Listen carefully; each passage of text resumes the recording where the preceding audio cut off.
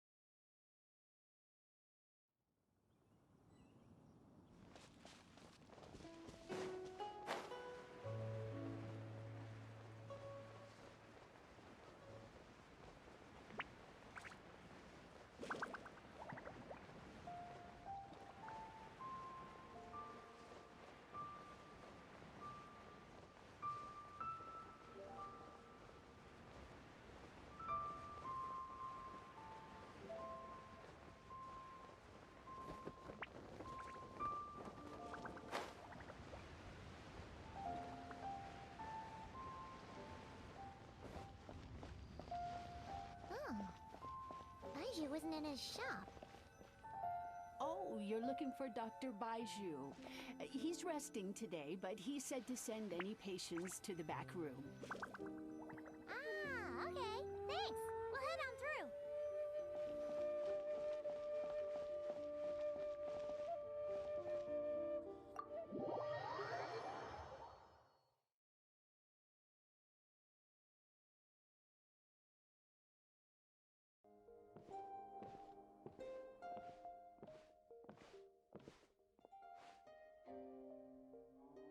Traveler, Paimon, welcome. What can I do for you? It's the Traveler. She looks absolutely beat these days.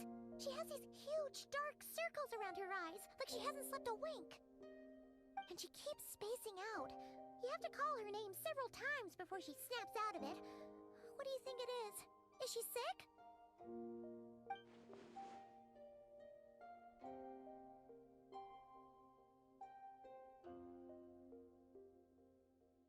Very peculiar. In all the time we've been acquainted, this is the first time you've come to me with a health complaint. Come, let me take a look at you.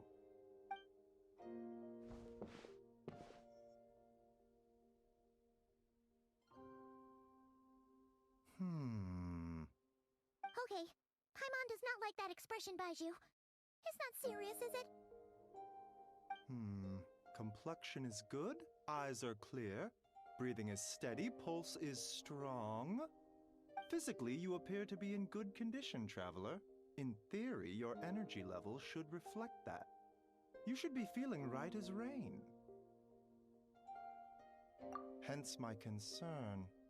A clean bill of health is usually a good thing, but in this case, it likely means your situation is more complicated. Physical illnesses come with detectable symptoms that can be used to diagnose, medicate, and cure the condition. But afflictions of a non-physical nature, they fall outside a doctor's realm of expertise. Huh? What do you mean, non-physical nature? Curses, dark magic, it's hard to say. It could just as easily be a simple case of mental fatigue. Why don't you rest here for a bit? Whatever it is we're dealing with, clues to your condition are sure to reveal themselves in time. Once we know the root cause, we can administer the right treatment.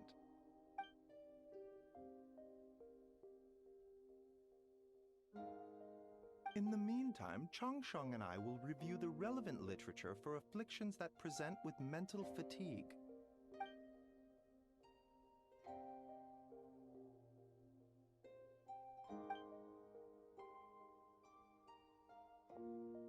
Oh, must be a rare condition if not even Baiju and Changsheng have seen it before. Well, all we can do is take their advice. You look like you're about to collapse anyway. Just get some rest. Paimon will be right here by your side.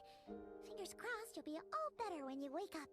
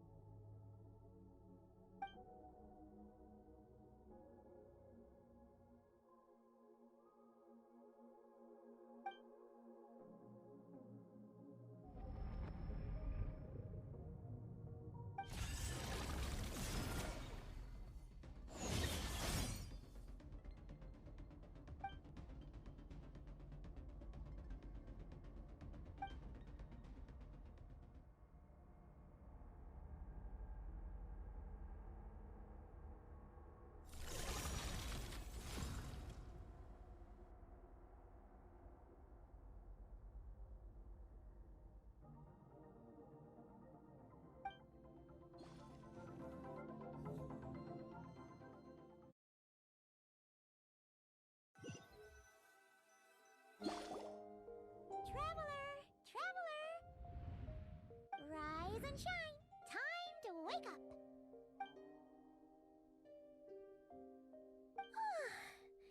For once, you're making Paimon look like an early riser. It's already afternoon. Hopefully all that sleep did you some good. Feeling any better? A cut? What? Did you scratch yourself in your sleep? Alright, let Paimon take a look.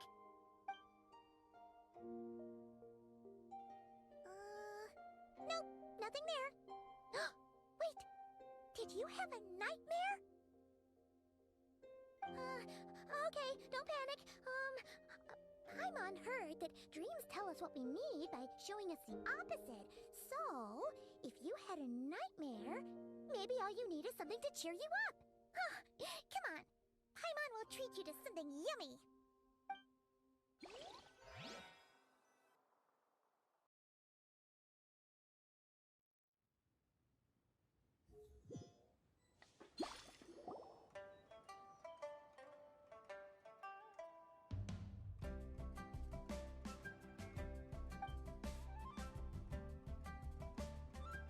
What?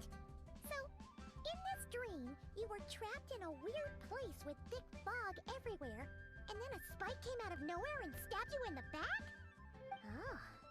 Okay, well, that's a new one. Are you sure it was a dream? Because from the way you describe it, it sounds like you were really there. But then again, you woke up right where you went to bed. And you were definitely in a deep sleep this morning.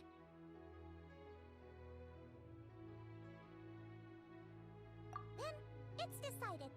Paimon will stay up and watch over you tonight. If anyone tries to mess with you, Paimon will beat him up. Or, wake you up first and then we can beat him up together.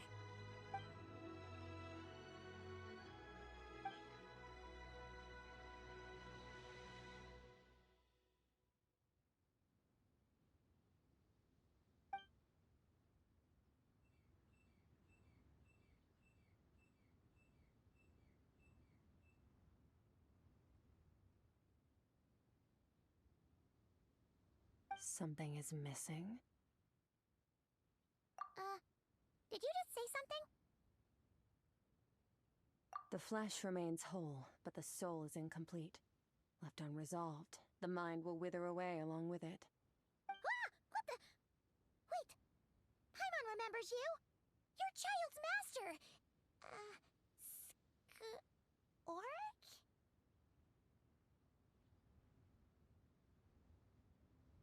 Right! What are you doing here?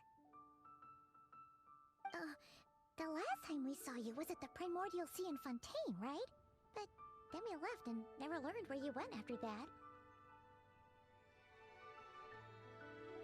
Child's been looking everywhere for you, by the way. What brings you to Wanmin Restaurant of all places? You came here looking for us? And were you the one behind that hocus pocus just now? Tell me, what is it that you saw?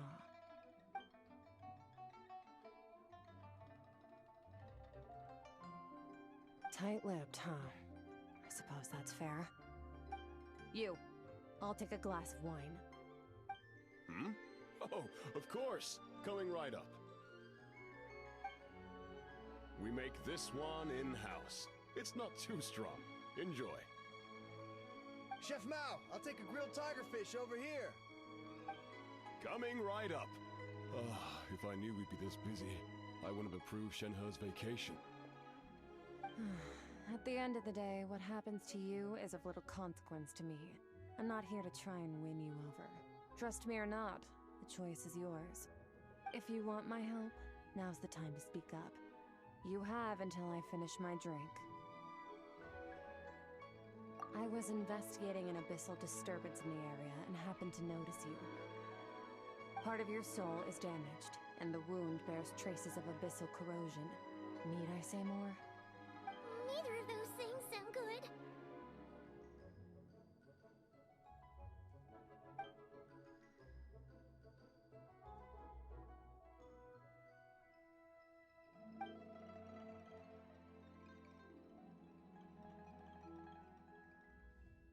Well, should we trust her? She mentioned an abyssal disturbance. Maybe that has something to do with what's going on with you. But we could always find a different expert on the Abyss to help us out. Yeah, and that thing she said about your soul being damaged is scaring, Paimon. Definitely something we should fix sooner rather than later. Skirk's an interesting one, that's for sure. But from what Child's told us, she doesn't seem evil, at least. 1, 2, 7, 10.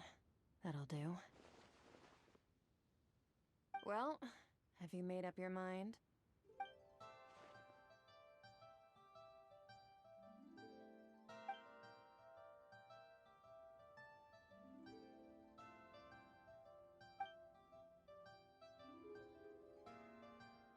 So, that's all we know, Miss Skirk. Ma'am, can you help us? So, you can disperse the fog. I understand. Come find me in the Guili Plains when you're done here. Oh, and I left cash for the drink on the table. Settle the bill for me, will you? Oh, okay. Huh? She disappeared!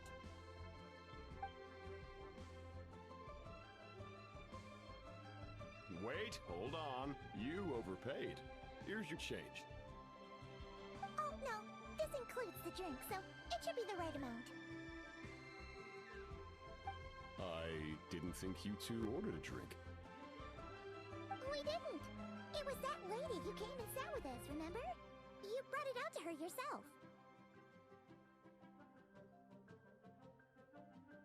You sure?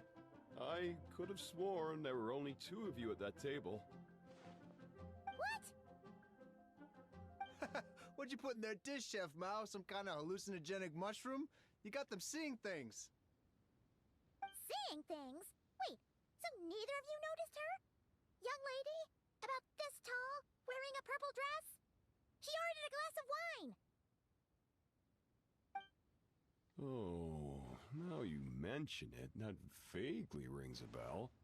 And it looks like I did open the wine jar, so it must have just slipped my mind. In any case, that settles your bill. Come again soon.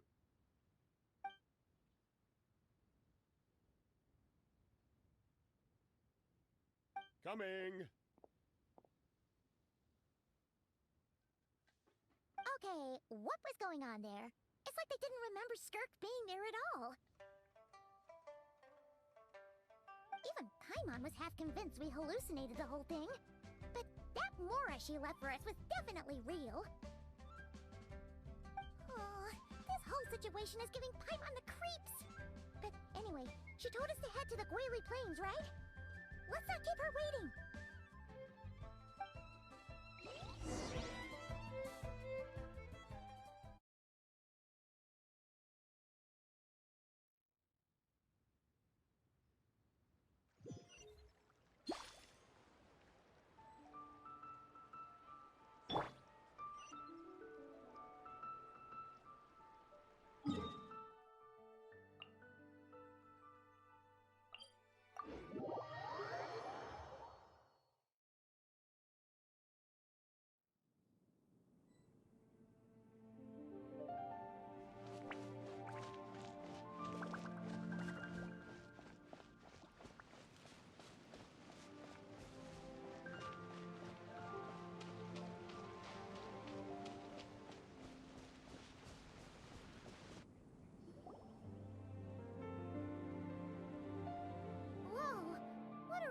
Rift Hounds doing here?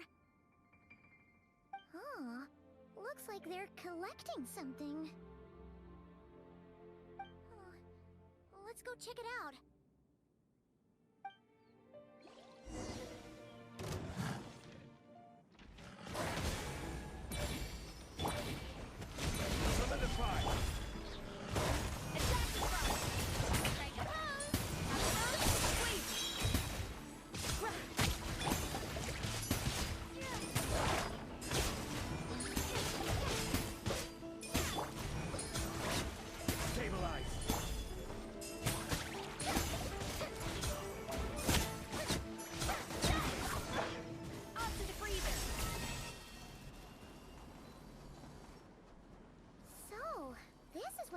collecting.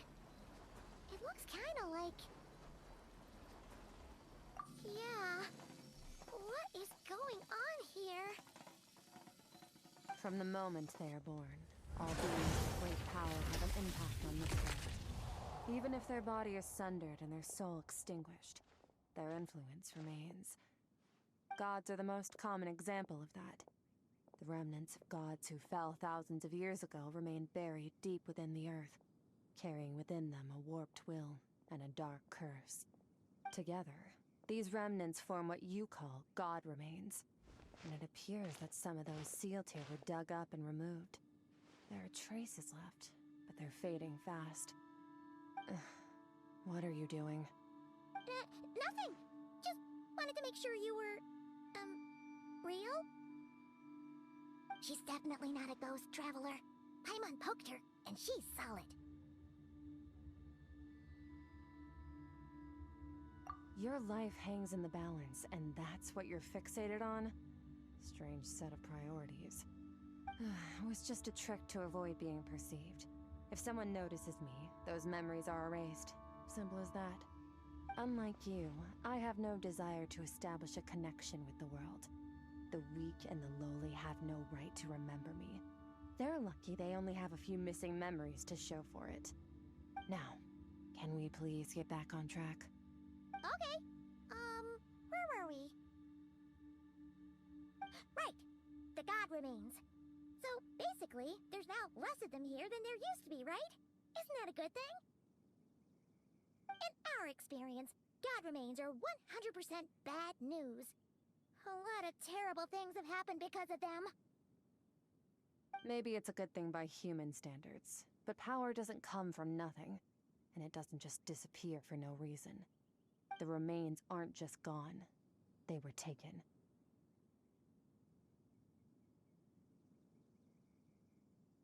Very clever, Traveler. You aren't the only one who had something taken from you. There are victims like you everywhere. The only difference being, you can speak, and the remains cannot, so it went unnoticed. Something similar happened in Sumeru. Within the span of one night, countless consecrated beasts were slaughtered, and a large amount of the god remains buried in the desert went missing. Of course, god remains are just one of the targets. The culprit is chipping away at sources of power all over this world, including the Stella Fortuna above. Wait, you mean... the stars? Mm-hmm. 42 of them have died out in the past few months alone. In Conria, people believed that powerful individuals have corresponding Stella Fortuna. Even should that individual fall, their Stella Fortuna would not disappear, but gradually evolve into a new constellation. Yet now, stars are disappearing from the skies entirely, and it's not hard to deduce what's happening to the power they contain. Something has been leeching power from this world, like a parasite steals nutrients from a host. And now, it's no longer satisfied with the remains of the dead. It wants you. This time, it only took a fragment of your soul. But next time, there's no telling how far it could go. No one knows. All I know for certain is this. Getting back what you lost will not be easy. Considering how much power this entity has stolen, it must be a god-level being by now at least. But that's not the real concern. Souls are fragile things, and yours could easily be crushed if you go up against it. So you're gonna help us, right? We're going to help each other. You are my ticket to uncovering this thing's true identity. Well, great! You seem super strong, and you know a lot about the Abyss, so Paimon will take it. Don't get all mushy on me. All I'm doing is helping you get back to normal after a sudden crisis. And I should warn you, getting mixed up with me can have unforeseen consequences. We're on very different journeys. You don't want to be in my debt, trust me. You help me uncover the truth behind this entity, and I'll help you recover what you lost. This is a transaction, that's all. You would do well to remember that. Now, come along.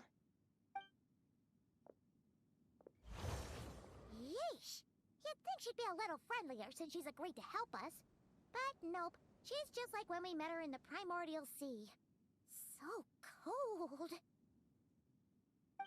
whatever. If that's how it's gonna be, then she doesn't deserve our friendship. What she does deserve is a super embarrassing nickname. Ah, Paimon's got it. Frosty the Lavender Melon. Serves that ice queen right. Anyway, the important thing is that we get that piece of your soul back. So, let's follow her and see what sort of plan she's got.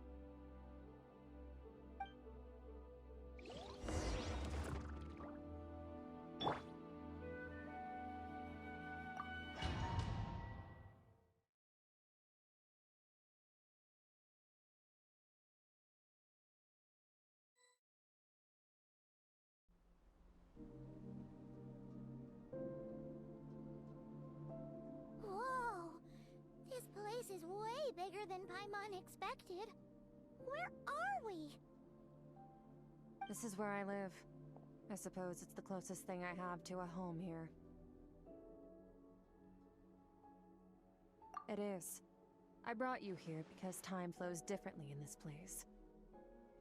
I don't know how much Ajax has told you, but when he fell into this space, I mentored him for 3 months. In that time, only 3 days passed in the outside world. Ajax. Oh, right! That's Child's real name! Yeah, Paimon remembers him mentioning something like that. So, a month here is equivalent to 1 day in the outside world? That should mean we're safe from that power-hungry soul snatcher for now, right? Yes, well, I didn't bring you here just to show you around. In the outside world, the Traveler could be attacked at any moment. But coming here has bought us quite a bit of time. Now, we just need to figure out how to investigate that place you saw. The one full of fog. Both your description and the abyssal disturbance I felt point to that space having some connection to the Abyss. It could even be a domain similar to this one. The thief who stole that fragment of your soul is hiding there. But the Abyss is a chaotic and turbulent place. If we want to pinpoint their location, we need to see what that space looks like without the fog. Abyssal power can grant a special form of sight. Have you ever wielded abyssal power before?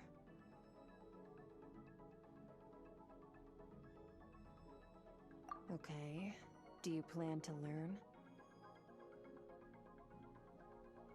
That tracks. All the information you have suggests the Abyss is something sinister, and that abyssal power is a wild and dangerous force that always spells disaster. And you're saying that's not true? Depends on your perspective. Floods and hurricanes take countless lives too. But if one day you gain the power to control them, what was once a calamity is now just another tool in your arsenal. I'll respect your opinion, though. Just means we have to turn to the second best option. A little abyss crystal that contains my power. Wear it on your head, and we'll be able to perform dream mirroring when we fall asleep. Dream mirroring? It means experiencing whatever the other person is dreaming. Everything they see, think, and feel. Since you haven't studied the art of using abyssal power, and have no plans to jump in the deep end right now, I'll have to do the investigating for you. With dream mirroring, every time you slip into a deep sleep, I'll see with my own eyes whatever scene plays out in your mind. Then, I can guide you through the dream environment, and we'll take back what was stolen from you. Huh. You make it sound so simple. Tough to say.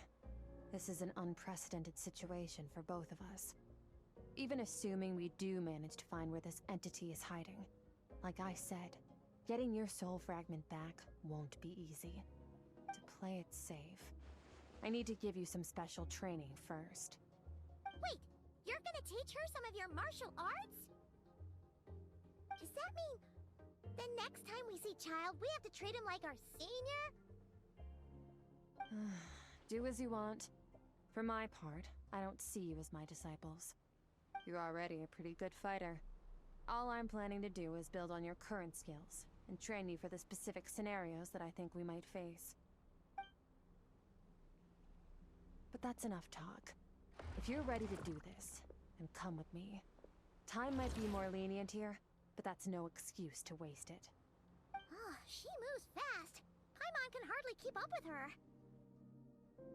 So, special training, huh? Kind of a rare opportunity. With your skills, there's not a lot of people qualified to train you. The last time something like this happened was probably anti-Raiden Shogun training, right? Oh, feels like a lifetime ago. Skirk seems pretty strong too, though. Remember how she said that the all-devouring narwhal was just her master's pet? Maybe we really will learn something here.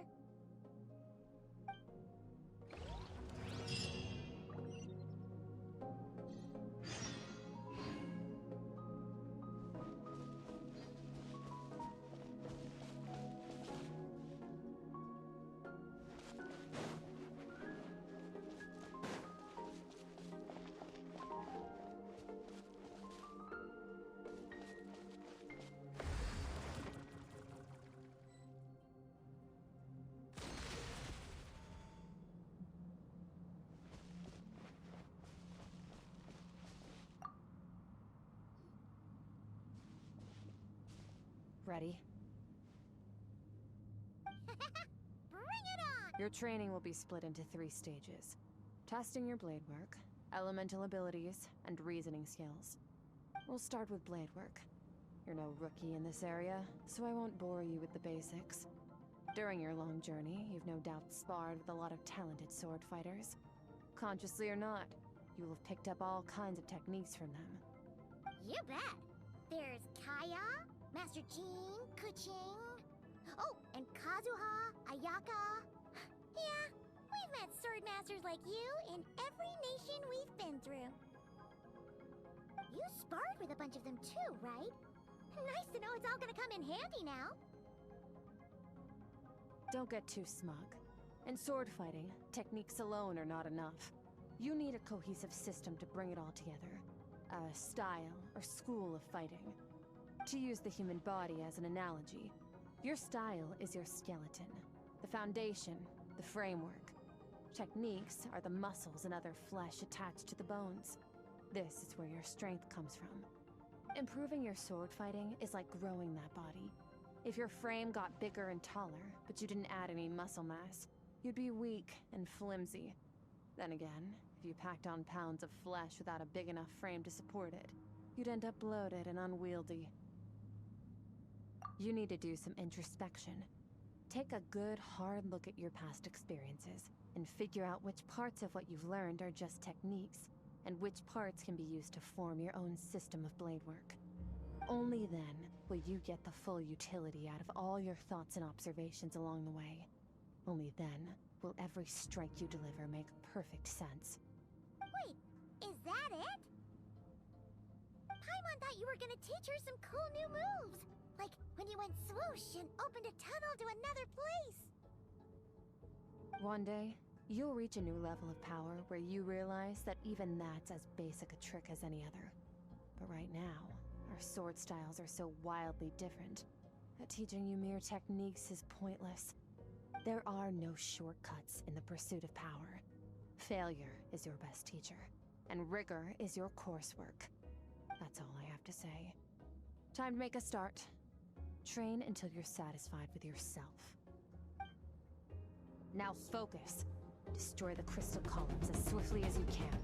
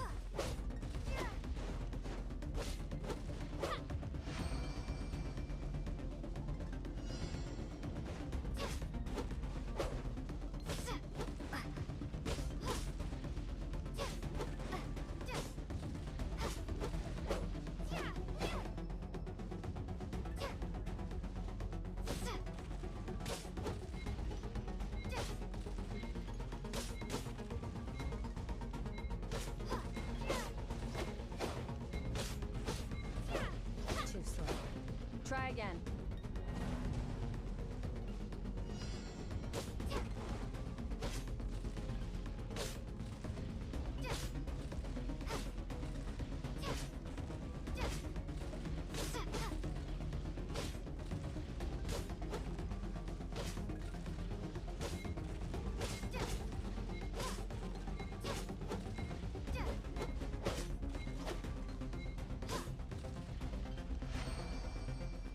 Stay calm. Use your head. You have to keep it together.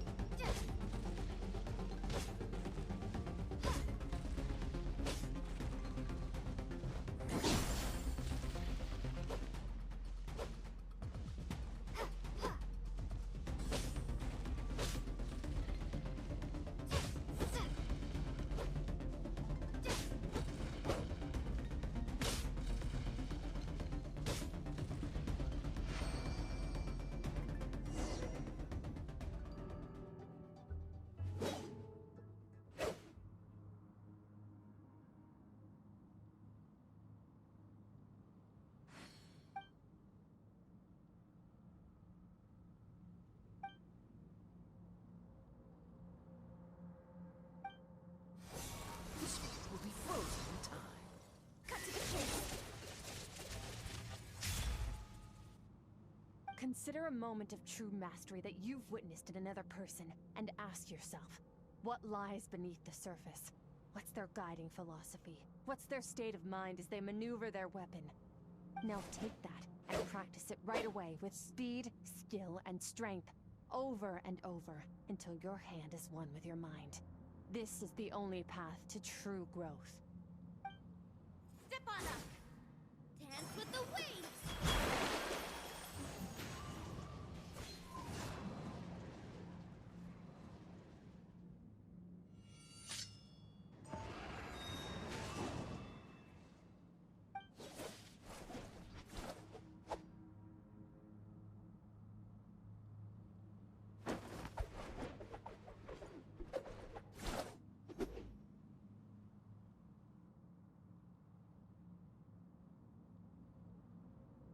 If you start to tire, empty your mind, but do not stop.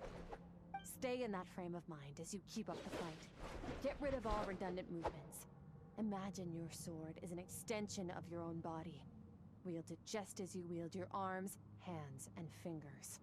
'Twas on a deserted, moonlit night that the hero approached the vile dragon's limpid way. Rain Cutter!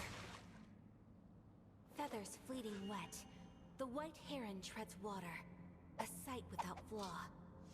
Master of Inazuma Kamisato art Tachijutsu.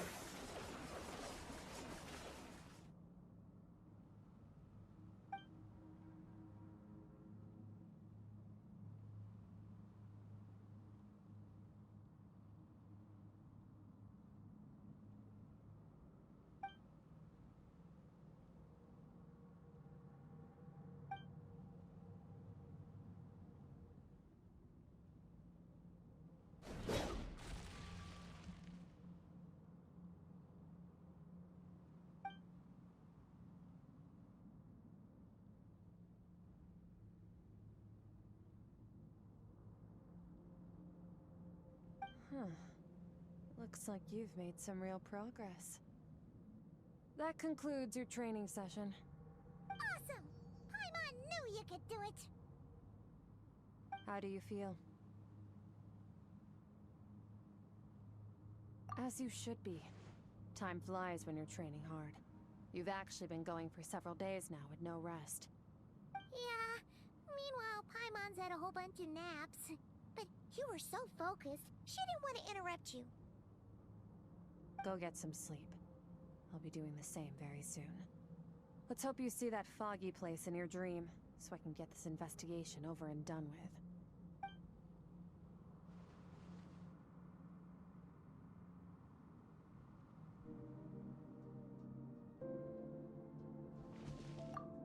Sometimes, you have to practice a single movement 1,000,000, maybe 10,000,000 times, before the breakthrough moment comes. Nothing in the outside world can help you in this process.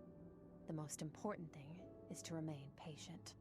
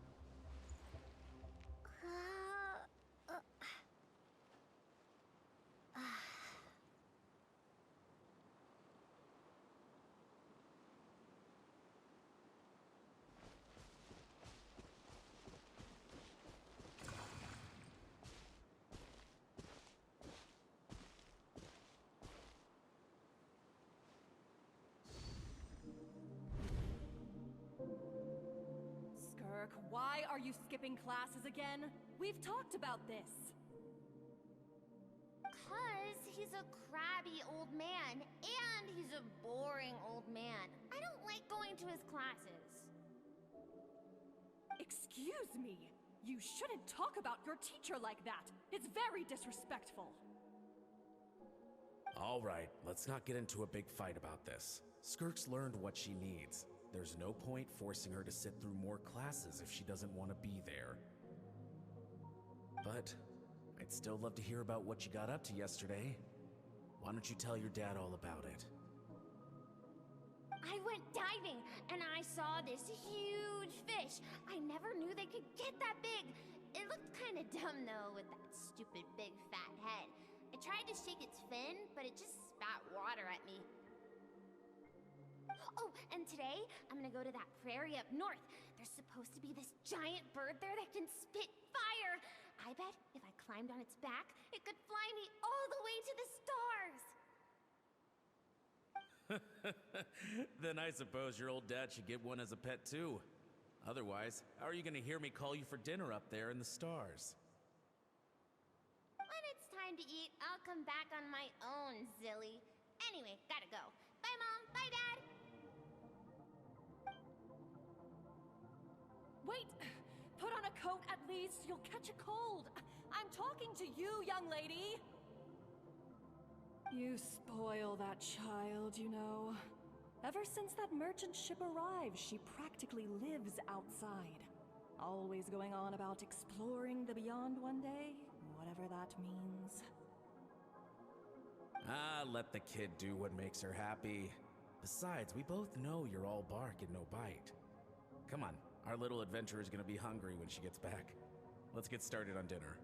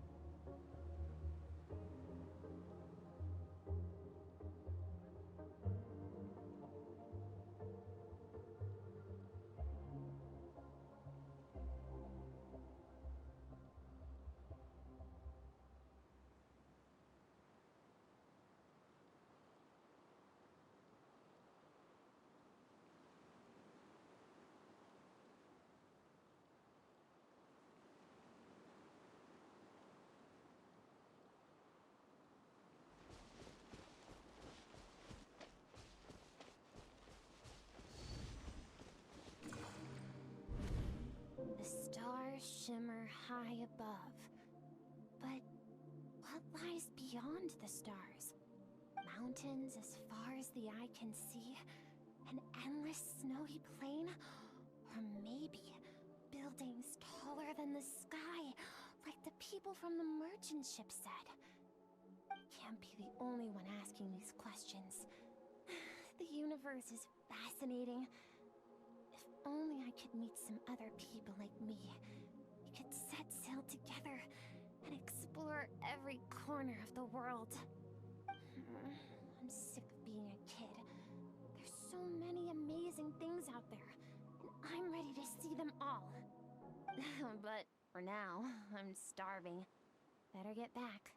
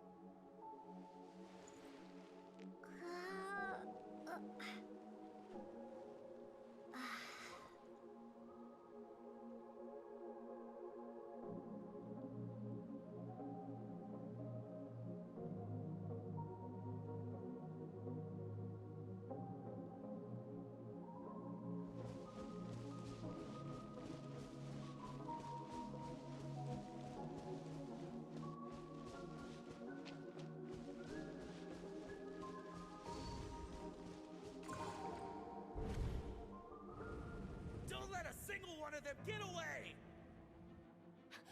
No, please, spare the children! Stay back! They're coming! Run! Help!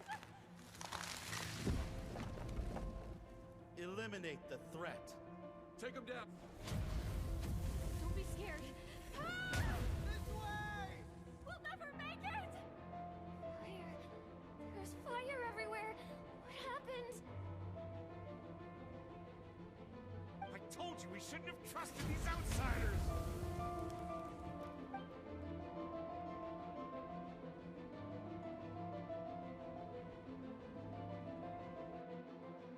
Why are you doing this? What did we do to deserve this?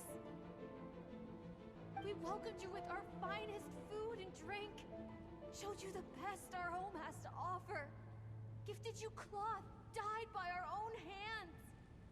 And this is how you treat us? Run! Save yourselves!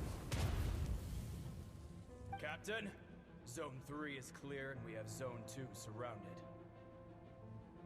Begin extermination. Remember the orders from upper command.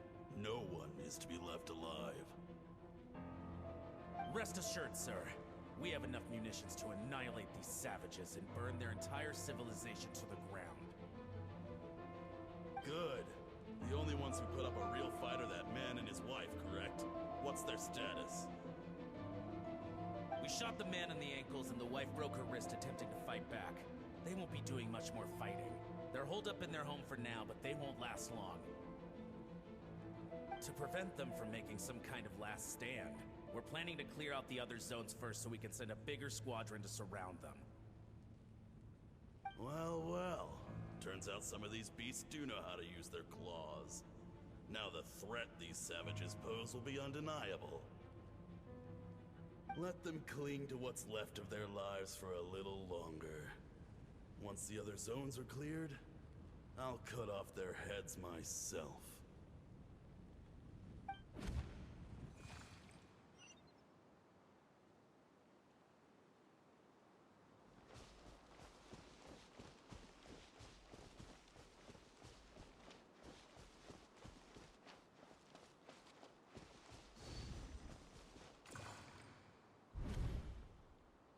Dad? Mom? Skirk, you're all right? Thank heavens. I'm so happy to see you, sweet girl. But you need to go. It isn't safe here. They'll be back any second. What happened? You're bleeding a lot. Dad? Mom?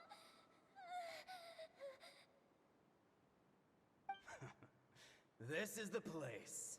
Alert all units. Prepare to surround. Run, Skirk!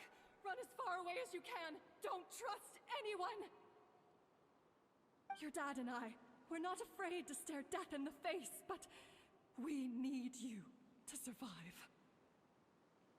My clever girl, so curious. You're already so brave. I know you're going to grow up to be such a positive light in this world. Whenever you miss us, just play this song. Remember, life is a gift. Don't let darkness claim it. Break down the door! Look what we have here. A savage that can pluck a tune. Well, the show's over.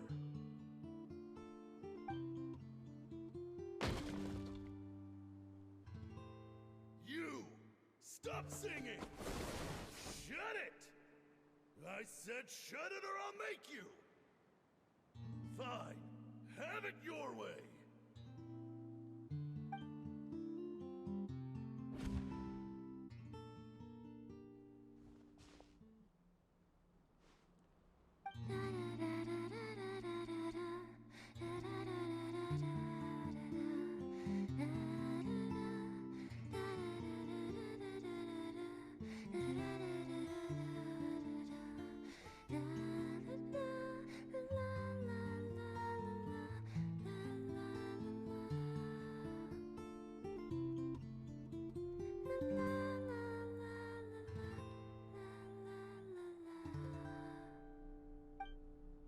Oh, you're awake? I found a few clues while you were asleep, but it's only a start. Now, time for the second stage of your training. This time, the focus is elemental energy. Come find me when you're ready to begin.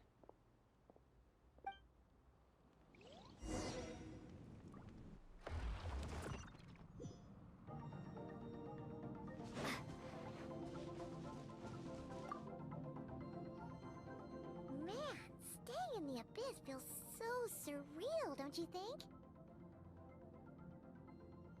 No day and no night, It's like time hardly exists. If we weren't careful to keep track, it feels like we'd have no idea how long we've even been here. Well, except for the fact that Paimon still gets hungry like clockwork. You go do your training. Paimon's gonna grab a bite.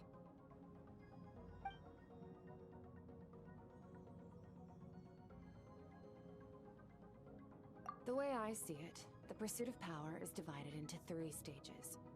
The first is mastering the use of standard weapons. Next is learning how to harness natural energy. And after that, you're free to challenge even higher dimensions. The natural energy of Teyvat is, of course, elemental energy. But that's not my area of expertise. I draw from a different source of power. Abyssal power, yes. Also known as the power of the Void Realm. My master, Sertologi, is a true expert in that area. After all, he was one of the group of 5 that infamously stole the all-encompassing power of the Abyss. An act for which the people of Conria gave them the epithet, the 5 Sinners. The elemental energy of Teyvat, on the other hand, is derived from the power of the Light Realm. These 2 forms of energy exist in direct opposition to each other. Suffice to say, there's not much I can teach you this time.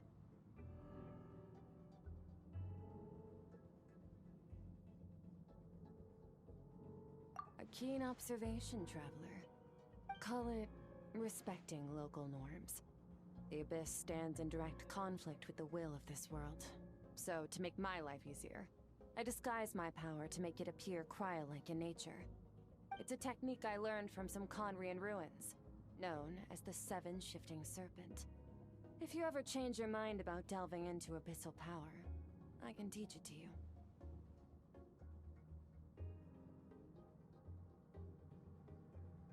So I've heard. You seem to have a knack for removing abyssal power. But is purification really what's going on there? Like I said, power does not simply disappear.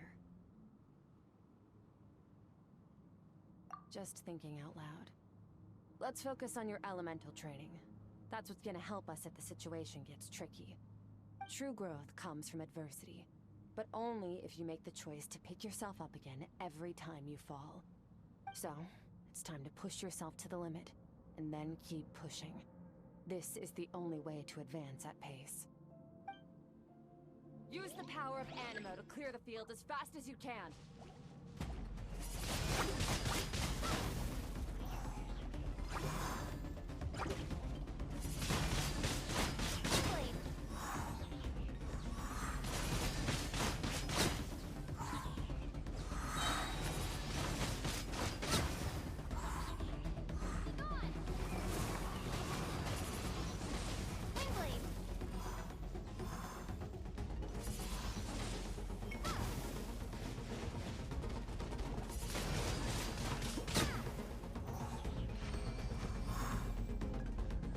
Observe your surroundings. Look for things you can use to tilt the scales of success in your favor.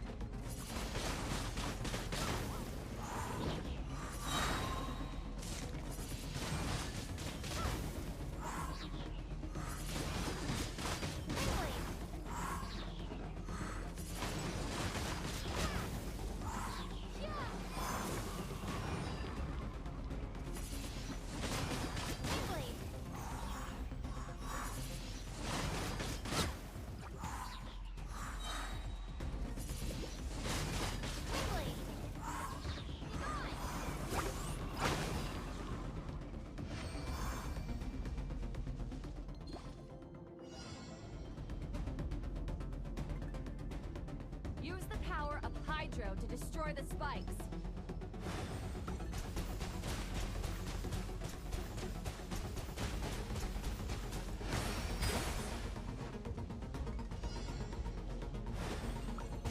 Faster. Don't give them a chance to strike you. You need to be quicker than you were in your dream. You can't afford another injury like that.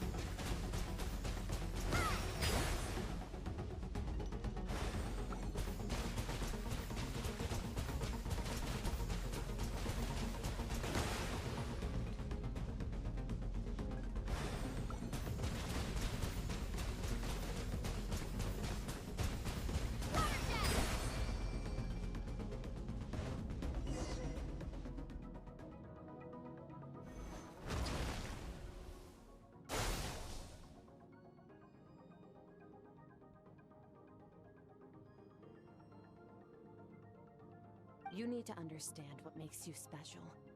The ability to wield elemental energy without a vision and switch between the elements at will. It means your aspirations need no approval from the gods. Your power is not bound by the rules of this world. So be bold. Do not be afraid to chart your own path.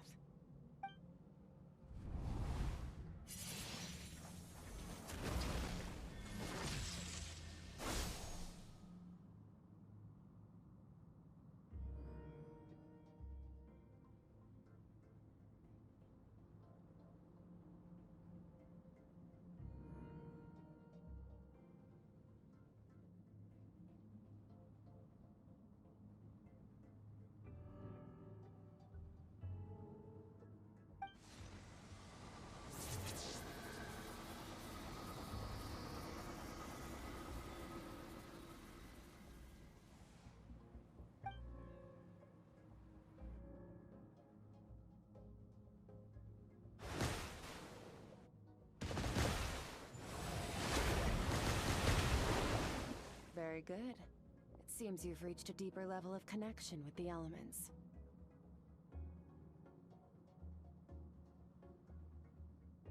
Long enough for you to lose yourself in your training, which is a good sign. Relentless practice with the elements has drained all your strength, but it's also what allowed you to make progress. Get some rest. When you wake up, we'll proceed to the final stage of your training.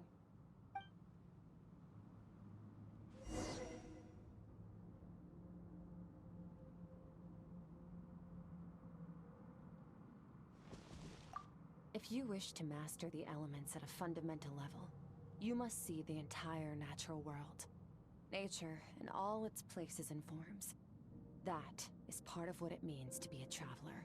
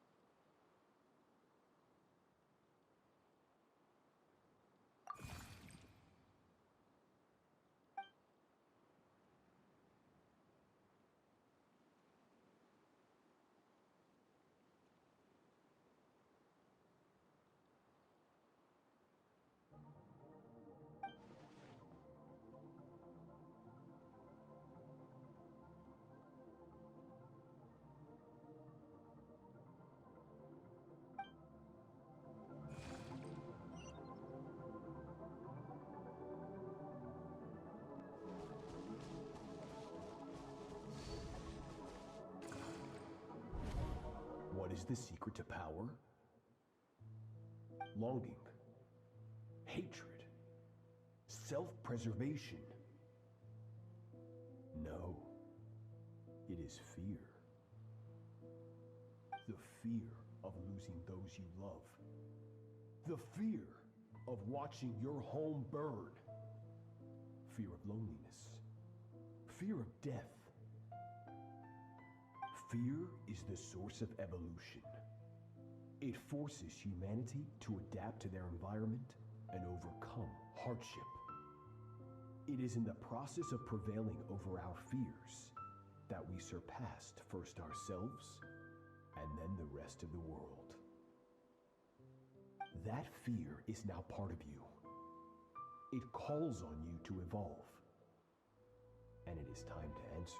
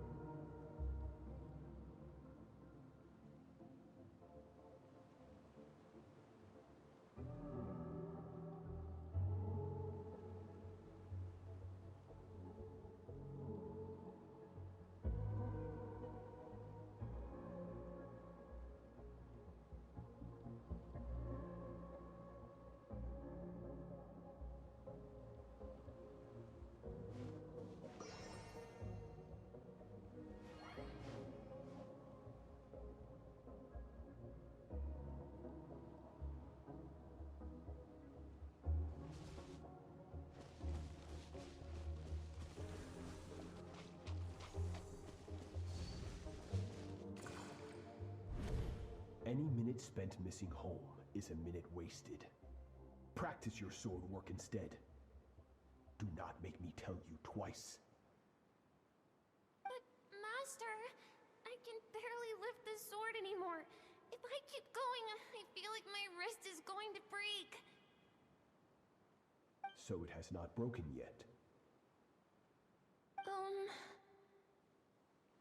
Then pick up your sword and keep practicing until it breaks. I want to hear the cracking and splintering of bone. After all, bones can always be reset.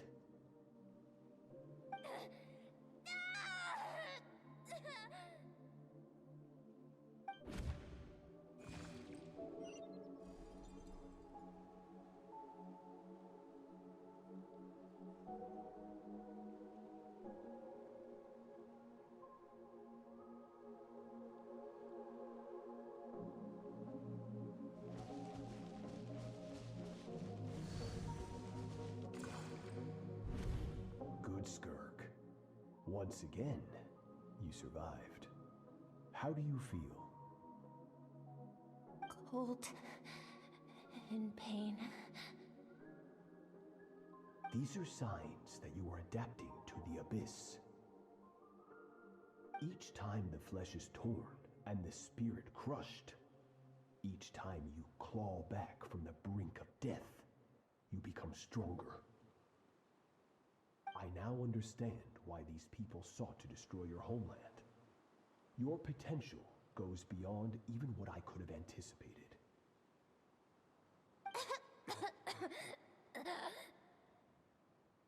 But you still have much to learn in your pursuit of strength. Your mind is rife with distractions. From now on, I shall show no mercy in your training. You must learn to shut out all the pointless emotion, crush the self that makes you weak, and become master over your physical form. Get up, Skirk. Wipe the blood off your face. Cut away the rotten parts of your flesh, and mend what is broken. Then take up your sword.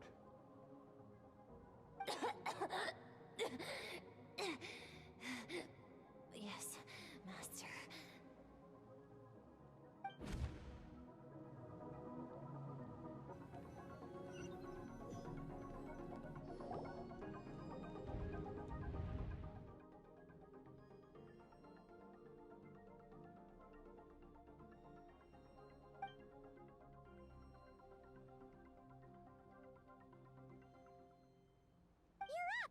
Hopefully you got some good rest. Skirk said to tell you that she's ready to start the final stage of your training whenever you are. So, want to head over now? Or did you want to wait a little?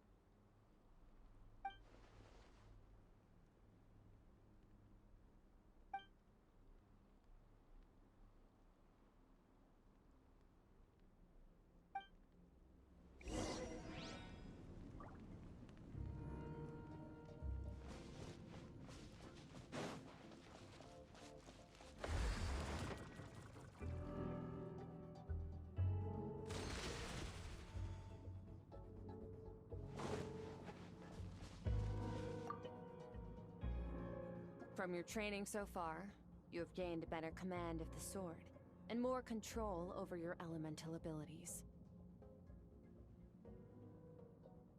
That's only part of it. Experience is the real teacher. Your journey, the friends you have made, the dangers you have faced. These have taught you more than I ever could. Now, it's time to focus on how you react under pressure. You must be able to think rationally, even in unpredictable combat situations. To simulate this, I'm going to attack, and you're going to block. Ready?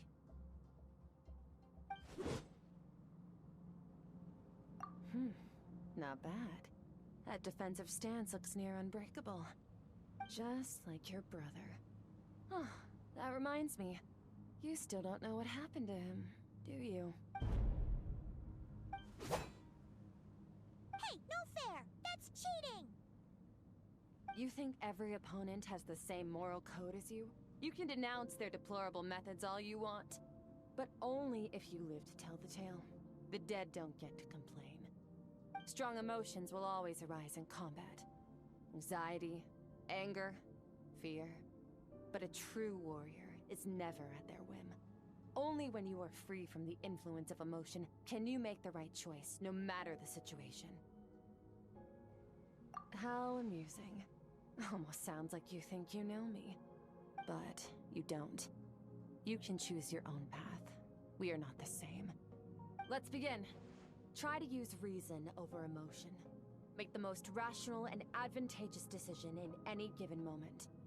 This is your final training session. Look alive. Same drill as before, but this time I'm going to interfere. Hold your focus.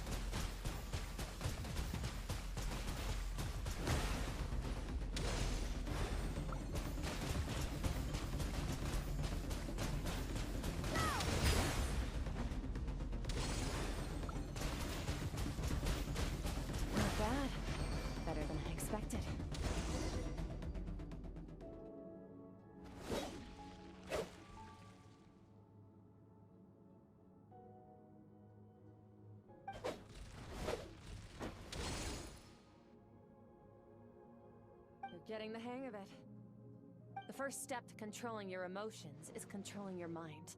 You want a unified train of thought. It all comes down to focus.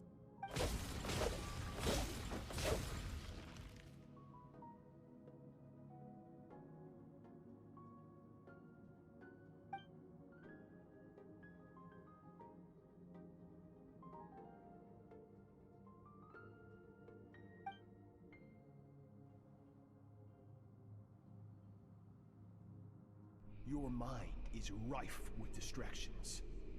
From now on, I shall show no mercy in your training. You must learn to shut out all the pointless emotion.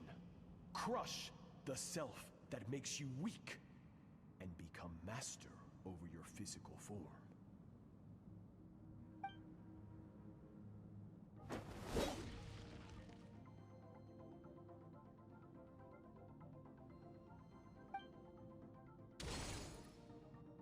Stop. Let's pause here. One look, and I can tell your mind has wandered. That's to be expected. There's a limit to how long a human being can concentrate on one thing. Staying calm and focused sounds simple in theory, but in practice, it's more demanding than sword work or elemental abilities.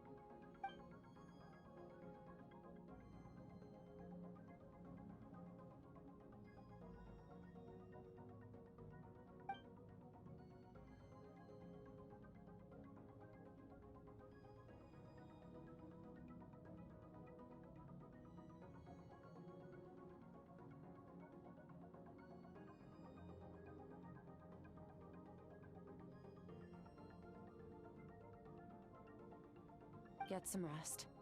No point training further if you're already dead on your feet. Like I said at the beginning, the only goal of this training is for you to reach a point that you're satisfied with. You managed to push past your limits, which is a good start. You can be proud of that, and sleep well knowing that you've earned it.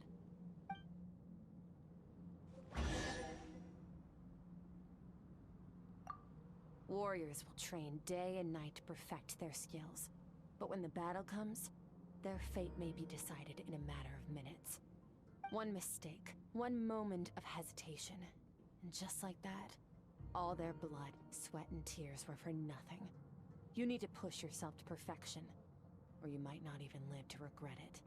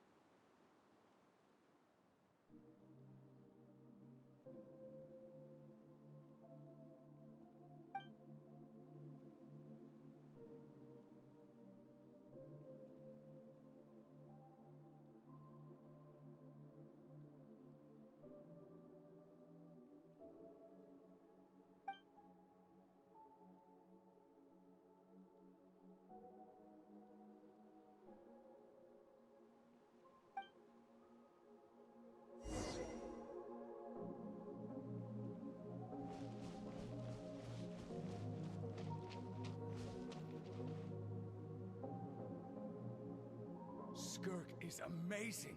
She faced down that terrifying giant and cut its head clean off. She got hurt though, didn't she? I heard it was pretty bad. Yeah, well, that's a given. But the moment she was on the mend, she got right back to practicing her sword work. I heard Master suffered a grave injury once too.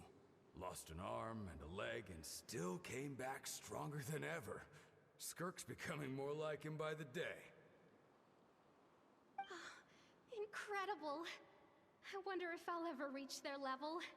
They're always so resolute, so unshakable.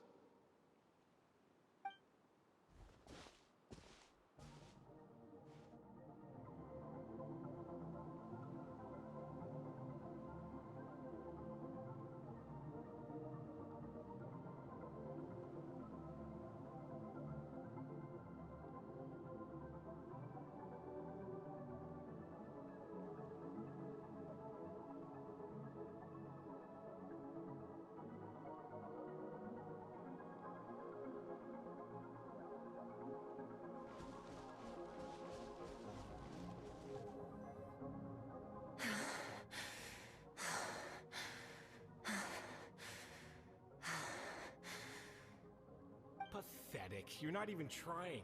You're so much weaker than you think. Skirk, have you become a positive light in this world?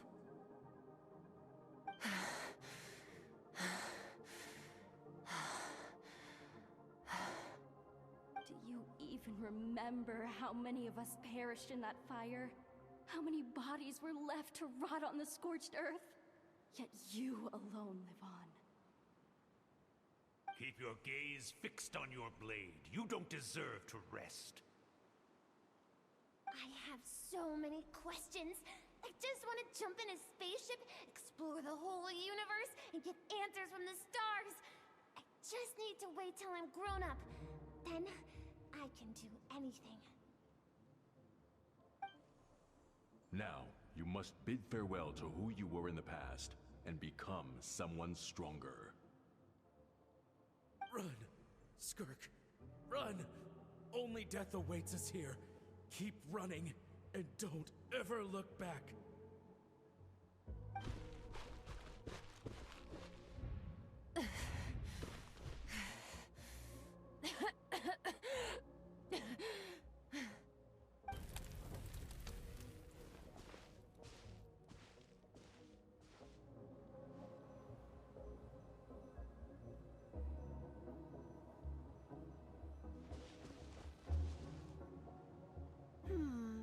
Let's see here.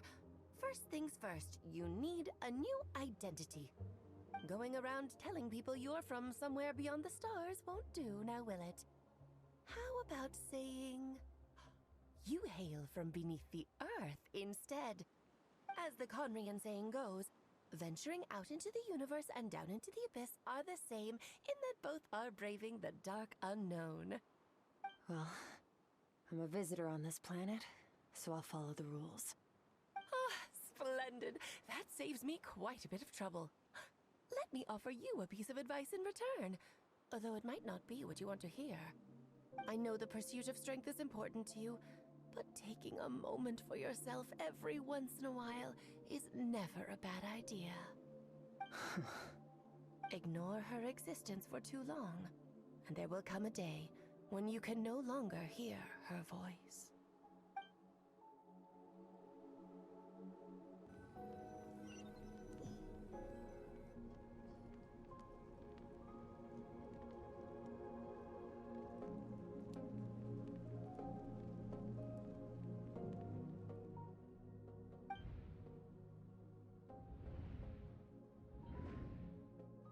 You're awake!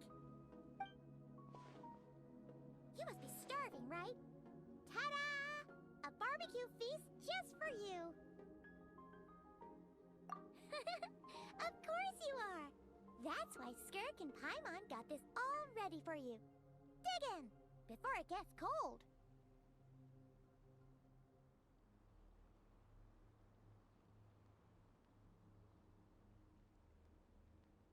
Ah, well, if you're around someone long enough, it's bound to happen. Plus, Skirk can cook. So, Paimon decided she can forgive the whole Ice Queen thing. Paimon's not one to hold a grudge.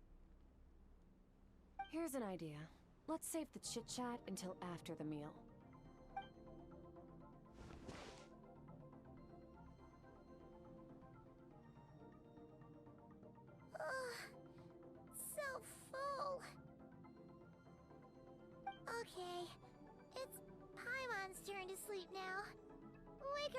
it's time to go.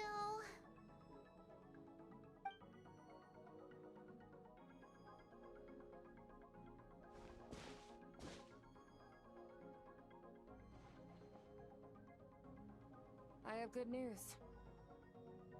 First, your training is complete. You have what it takes to wield immense power.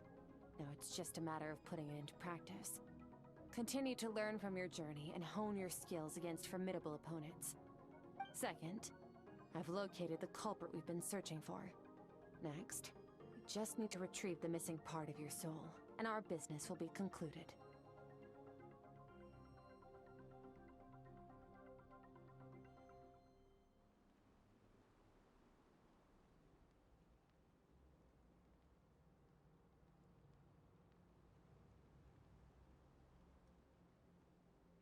When Ajax trained with me, he once told me he was bursting with questions. So I allowed him to ask me 3 of them before he left. You and I may never meet again, Traveler. So if there's anything you want to ask me, now's your opportunity. Just like Ajax, I'll answer 3 of your questions.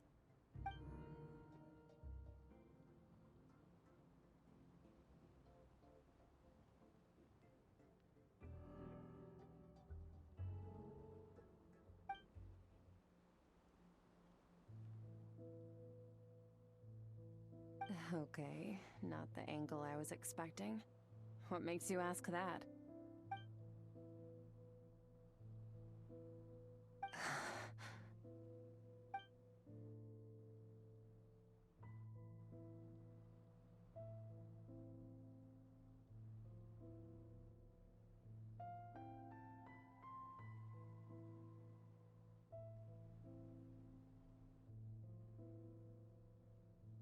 I knew that was a possible side effect. Closed off my mind to you for that exact reason. Even with the dream mirroring, you should have seen nothing but endless darkness.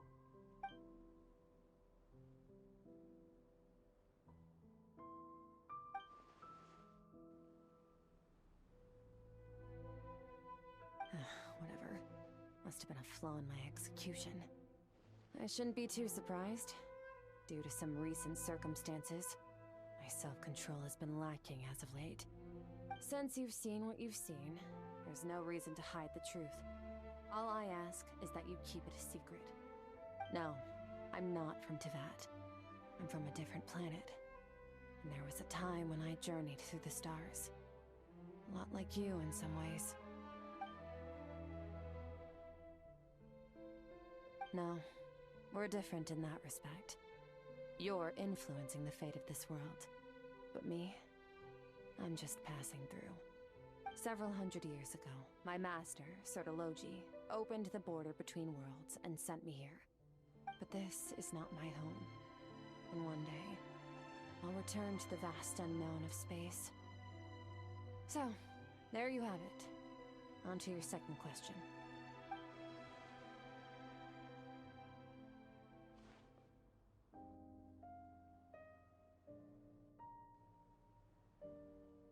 To become stronger. For certain reasons, I need to bridge the power gap between me and my master as quickly as possible. But first, I need to understand the source of his strength.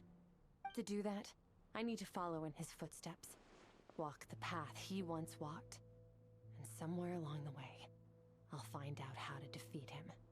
That is my sole focus and purpose. Okay. You have one question remaining.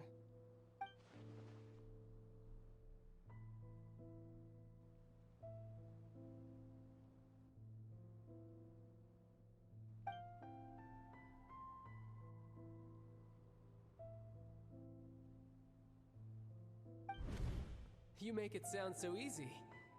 Ever since the incident I experienced there, I've never stopped searching for Master Skirk and that unknown abyss. But it's been years now, and I've still found nothing.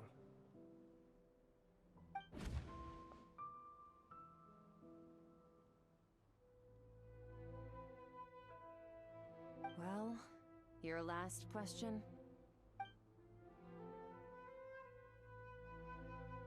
Ajax. His situation is different than yours. before you ever crossed paths with me. You'd already encountered many formidable people, studied their techniques, and developed your own skill set. So, during your training, all I had to do was build upon that foundation. But Ajax was so young when he came to me. A complete blank canvas. Children can't help but imitate their role models. In the long run, that would only hinder his growth. Once Ajax has enough strength in his own right, I will allow us to meet again. Until then, let that motivate him to reach his full potential.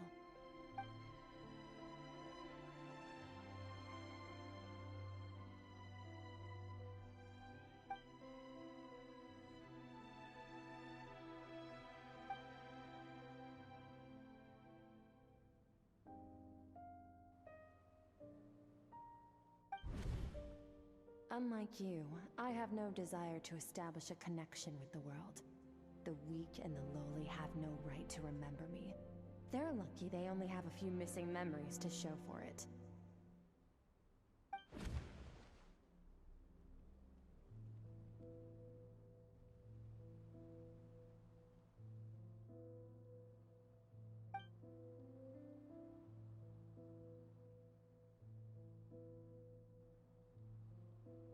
Wake up your companion.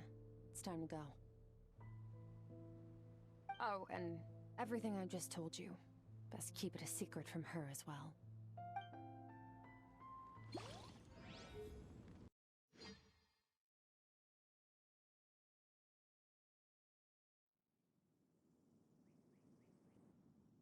Time to go. Oh, finally. Where are we headed? Just follow me. I'll open an abyssal rift close to the culprit's location. Take us to where he's hiding.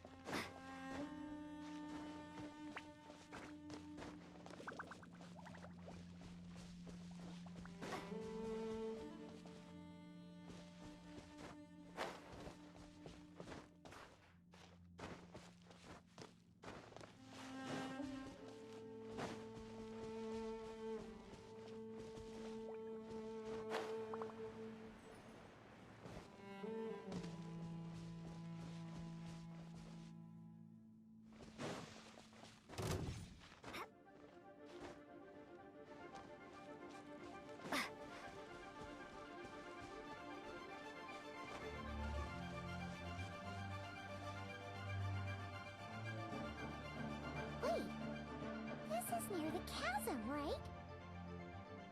Yes. If we enter from here, we'll be able to reach that place from your dream. You have some experience with abyssal domains by now, but still, this is someone else's territory. Best to proceed with caution. Don't worry, Paimon's an expert at hiding behind other people for safety. Oh, but, that means you need to stay safe, traveler. All right. Remember your training. Time to put it to use.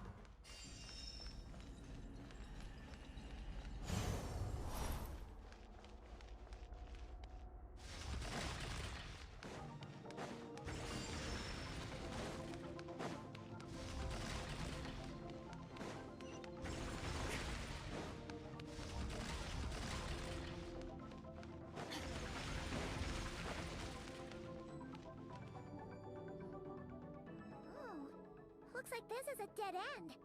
Did we make it to his hiding place? Ugh! This fog is making it impossible to see anything!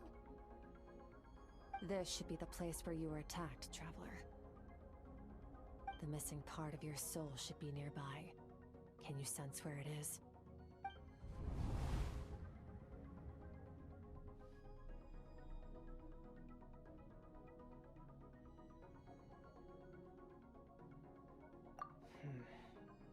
Our opponent must have covered his tracks just in case. Otherwise, you should have sensed it much more strongly. Hold on! Look! The spikes are back! Stay calm. Let's hold back a little. Give our enemy some wiggle room so we can see what we're dealing with.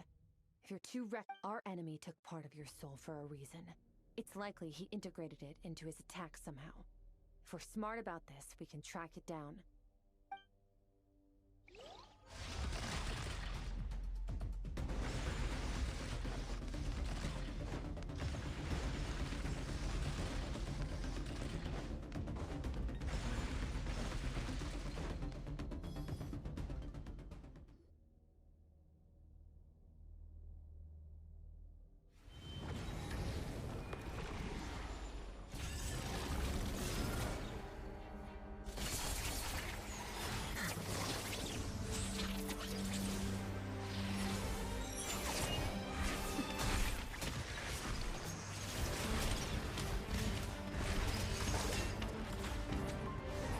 From the start, the attacks have been focused on me. Trying to break through my defenses? I see.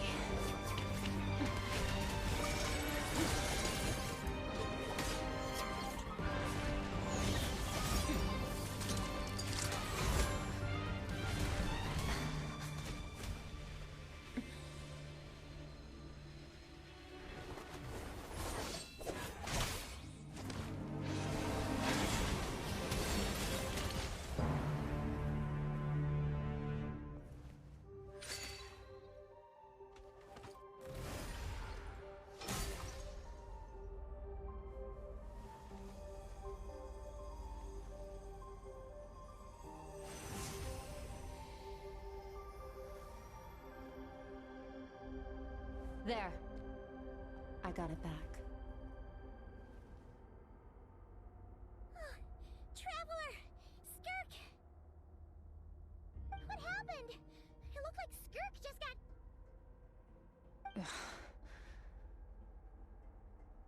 In the Guili Plains, you asked me why this enemy chose you as his target. Now, the answer is clear. It's not just the fact that your strength is impressive. It's also because of your ability to, as you put it, purify abyssal power. Whatever that actually means. The fact is, that ability allowed him to do something that should have been completely impossible. Namely, break through my defenses and steal my power. No. He couldn't have known I'd come to his domain. He only stole your soul fragment because he knew the value of its power. I doubt he expected it to come in handy so soon. Call it fate, if you want. I believe that's the term they use in this world for arbitrary coincidences like this. In any case, it works to our advantage. Once I realized what he was using that power for, it gave me the chance to get back what you lost.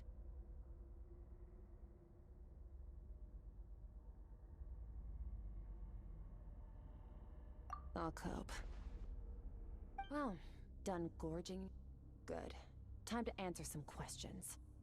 How did you get the power of the all-devouring narwhal? The all-devouring narwhal? Oh, of course! Paimon knew that spike thing looked familiar. It looks just like that narwhal's horn! I highly doubt you acquired that power through your own strength. Tell me I'm wrong. You're desperate enough to scour the land for god remains and whatever vestiges of power you can find. That alone proves you wouldn't be able to defeat a creature like that. Which leaves one possibility. You know my master, the Foul, Sertologi. The Foul? Dares call him Foul?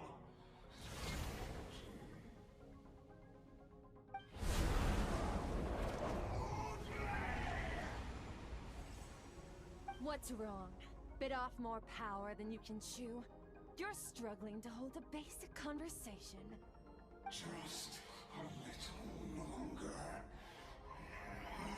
I'm still...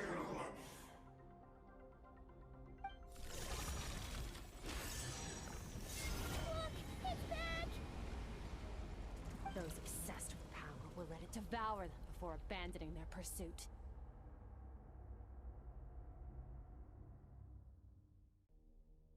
Keep calm and use reason to decide the best course of action.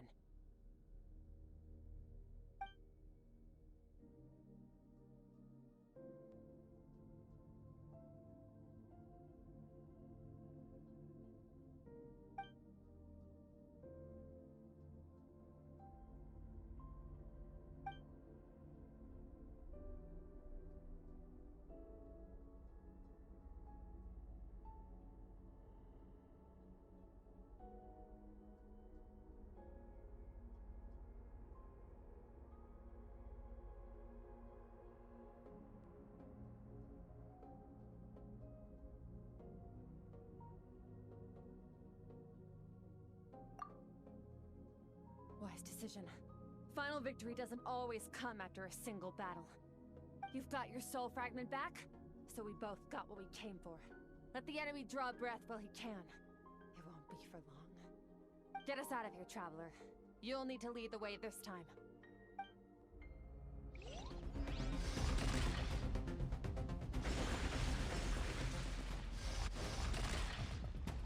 Skirk, is your shoulder gonna be okay? You should focus on getting out of here alive instead.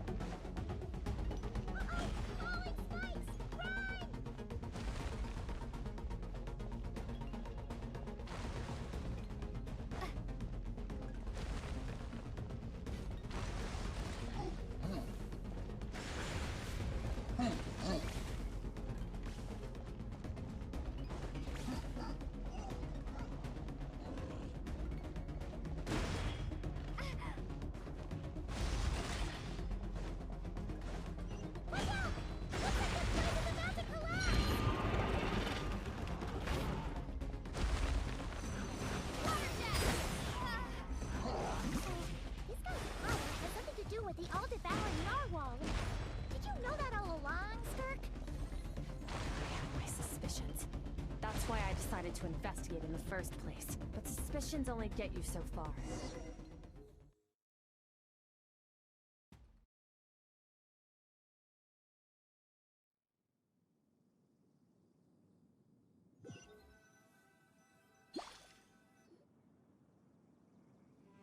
Phew. Oh, we should be safe here, right? I no longer sense his presence. Can't have followed us out of that abyssal domain. Weaklings like him will find that my power is not so easily controlled. He won't be leaving that place until he's managed to digest it.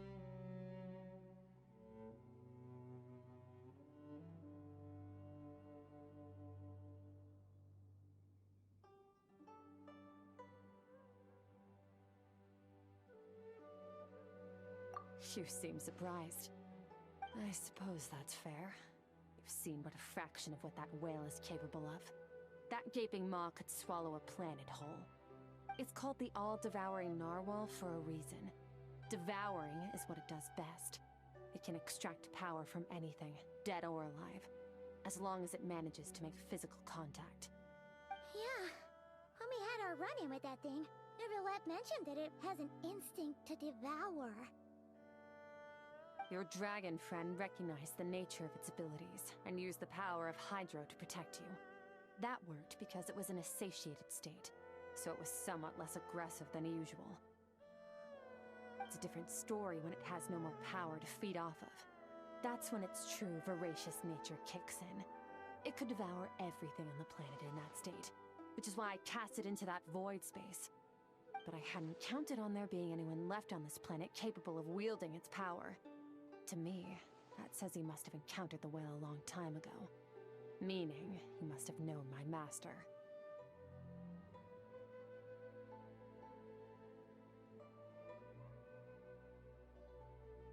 Exactly. It told me everything I needed to know. Hence why I said we both got what we came for.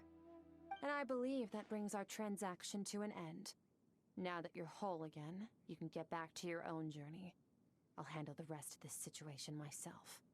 No way! We can't leave now! Something was stolen from you because of us! We have to help you get it back! This isn't my first taste of failure or losing power. When you fall, you get back up again and become stronger. That's how it is. But what if that monster finds you before you're all better?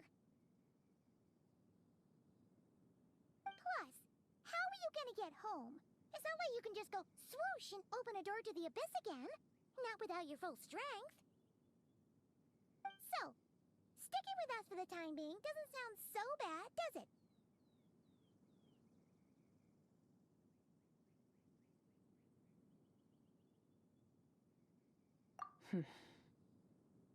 Fair enough. Then take this. What is it? The bag of Mora. Nothing in this world is free. I know that much. I'll leave the planning to you. Hurry up and decide where to go. We shouldn't linger. We should take Skirk somewhere she can rest. But where? He'll know something about Master. I'm sure of it. Next time, I need to be ready.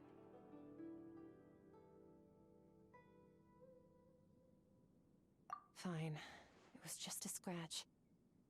It'll take time to recover my strength, of course. But adapting to situations like this is nothing new for me. Oh, this. It's a star crystal suit. Abyssal energy is scarce in Tevat.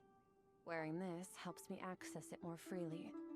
It stores concentrated abyssal energy that I can draw from on the go. When the energy runs out, it reverts back to its original form. Found somewhere to rest. Well, lead the way then.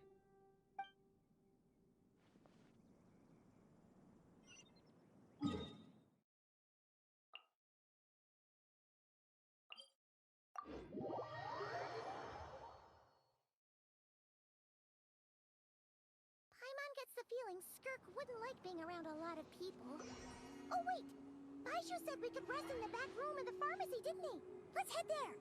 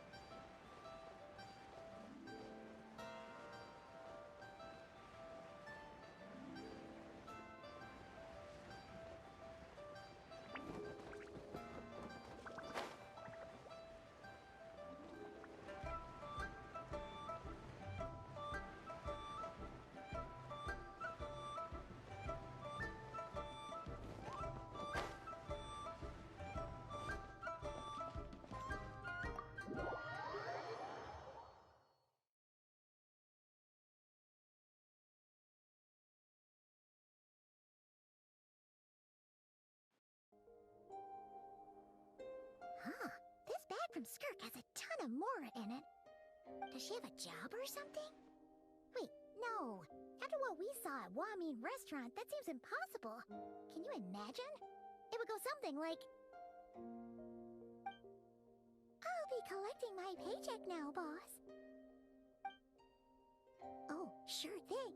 Wait, who are you? Have we met? Can't hold a job if you make everyone forget about you. So, what did she do to get all this Mora? Claimed some buried treasure, took care of a few monsters that were causing trouble. Nothing untoward. It's safe to use. You heard all that? A sonorous voice like yours is hard to miss. I wouldn't be surprised if the sound of it traveled to the nearest mountaintop. Then, did you by chance happen to hear Paimon's little, joke earlier? You mean when you called me Frosty the Lavender Melon?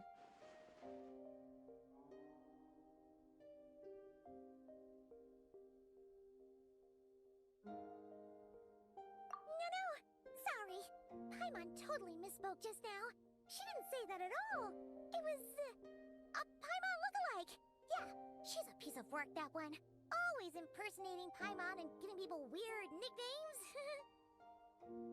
Okay, fine. The truth is, Paimon didn't like you all that much at the start. But things are different now. You helped the Traveler in a big way, so... What do you say?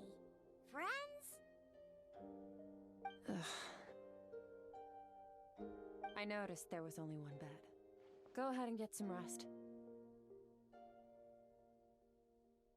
Wait, what about you?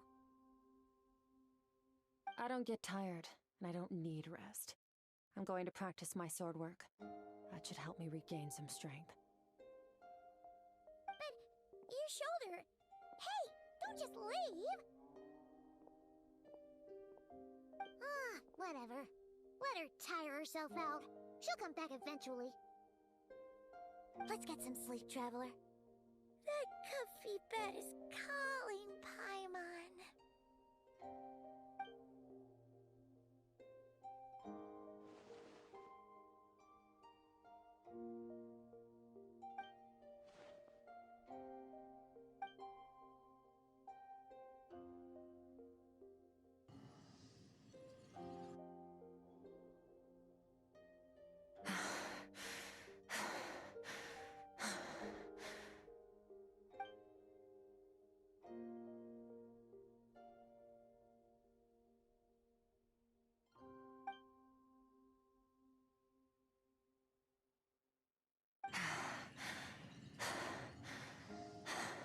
Quiet.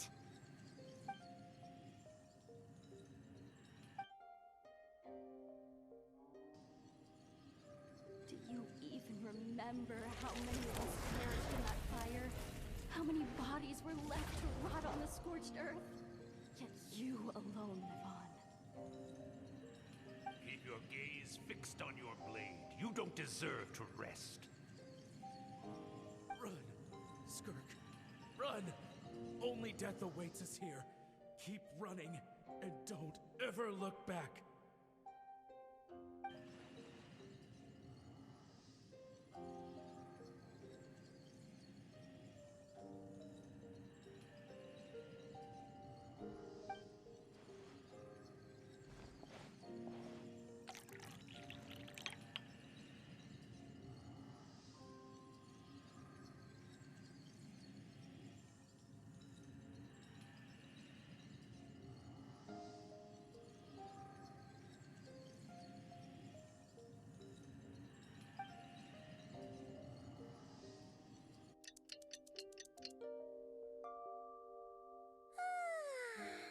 Getting an early night's sleep is the best. That bed was so comfy. Wait, Skirk? Have you been sitting out here the whole night? The bed's all yours if you want it.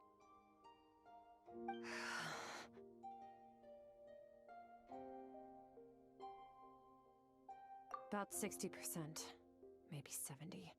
Whew! Paimon thought it would take at least a couple of days. That was fast. No, not fast enough. That's 20% less than last time. Same training regimen, same intensity. Nothing felt different, but somehow the outcome fell short. No, I think the problem's with me.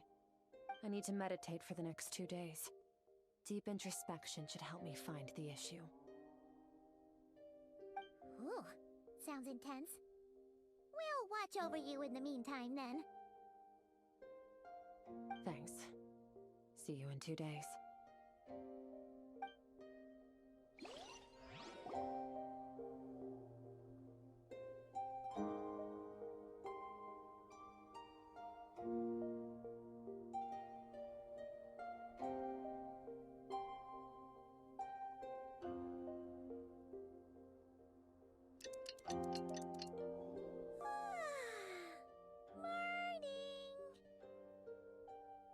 Skirk is still meditating, huh? It's been 2 days already. Shouldn't she be awake by now? Paimon can't think of anything we can do to help. Oh, wait! Breakfast! That's it! Paimon will go get breakfast! Skirk is gonna be starving when she wakes up. Be right back.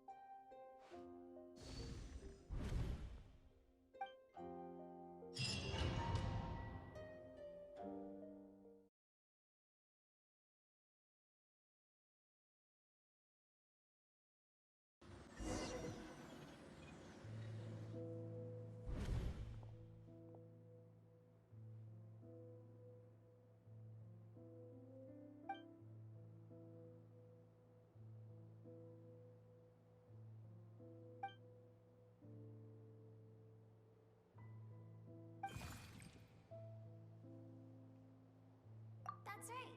This is Skirk's inner world. Think of it as the threshold between the soul and dreams. This isn't your first time here, but what you remember is probably a space covered in darkness. I only managed to illuminate a small portion for you back then.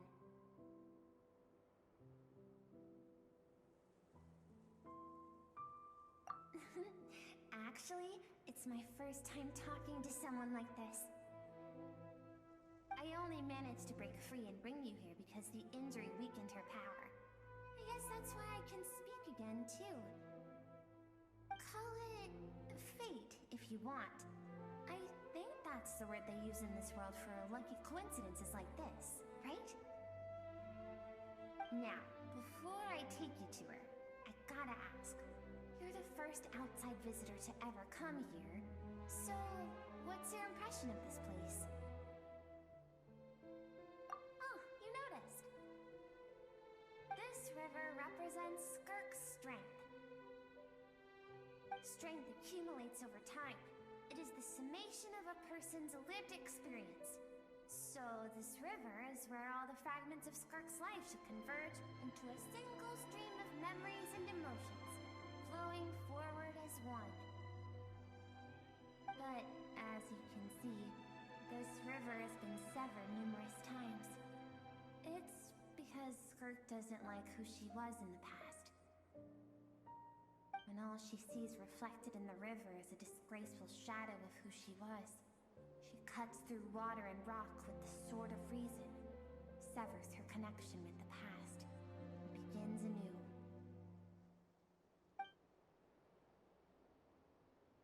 You must learn to shut out all the pointless emotion. Crush the self that makes you weak, and become master over your physical form. This isn't my first taste of failure or losing power. When you fall, you get back up again and become stronger. That's how it is.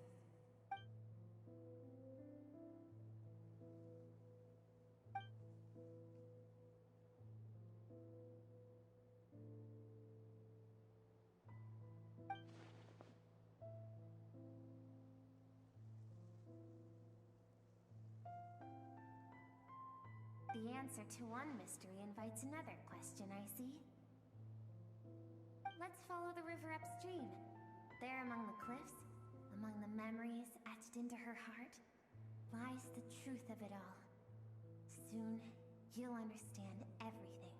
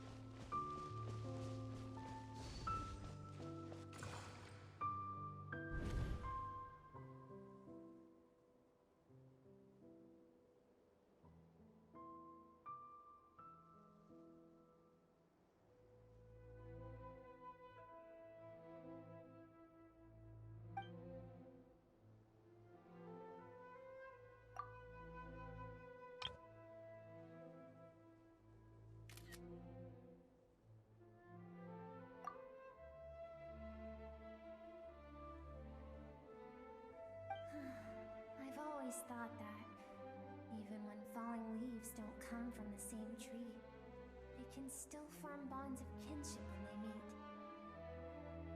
Like meteors, you both made a journey through the stars. Both travelers who have landed on a planet that is not your home. Yet, when she first noticed your presence, although she hesitated for a moment, she still chose to walk away, indifferent as ever.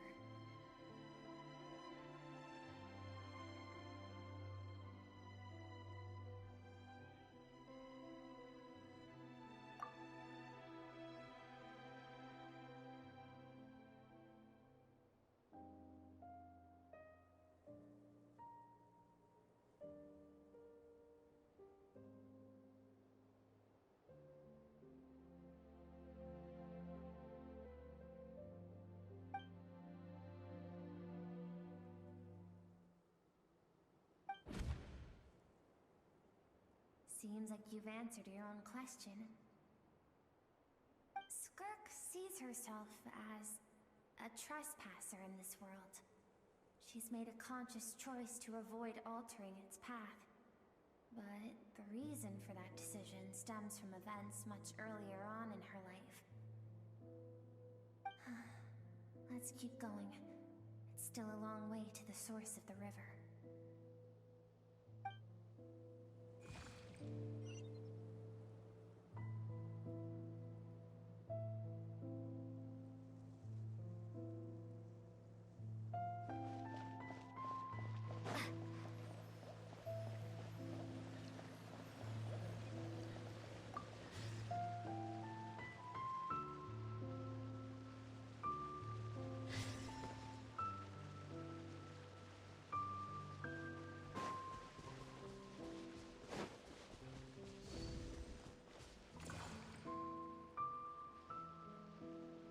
Now have what it takes to wield immense power. From this day forth, I shall teach you no more. No one can become a worthy warrior through imitation alone. I have given you fangs and claws. Now, you must learn to hunt. You wish me to travel the world beyond on my own, Master? Indeed. Make new friends. Embark on your own journey. And piece together a new future from the shattered remnants of your past. We will still have contact through the Abyss. But know this. One day, I will take the life you worked so hard to rebuild and reduce it to ashes. Just like the fire that haunts your mind.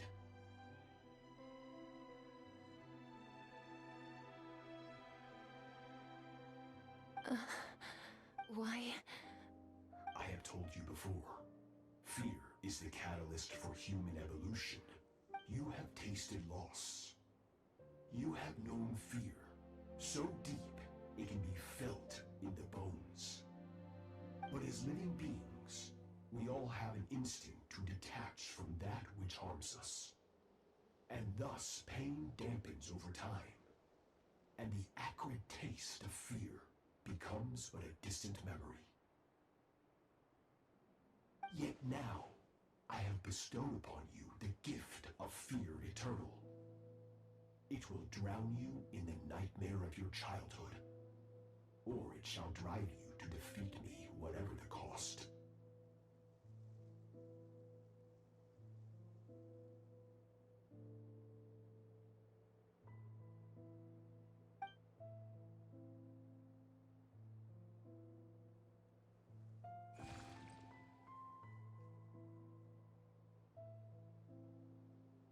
That is what Skirk's master, the foul Sertologi, looked like at one point in time.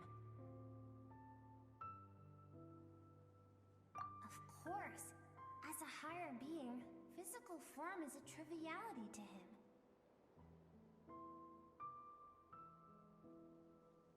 He could appear as a beast, a human, or even a monster that defies description. The form you see him in here, clad in abyssal armor, is the one he usually wears when traveling through the stars.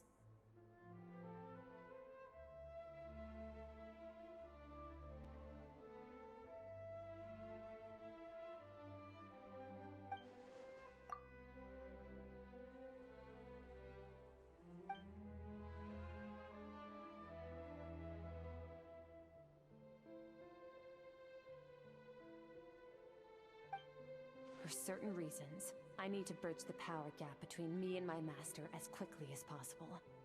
But first, I need to understand the source of his strength. To do that, I need to follow in his footsteps, walk the path he once walked, and somewhere along the way, I'll find out how to defeat him.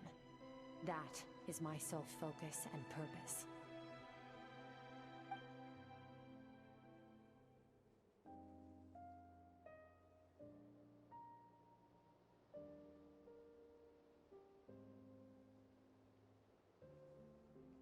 I'll let you in on a little secret. The real Sirology is terrifying.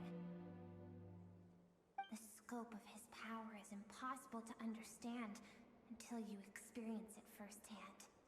It is absolute. The power to crush all things.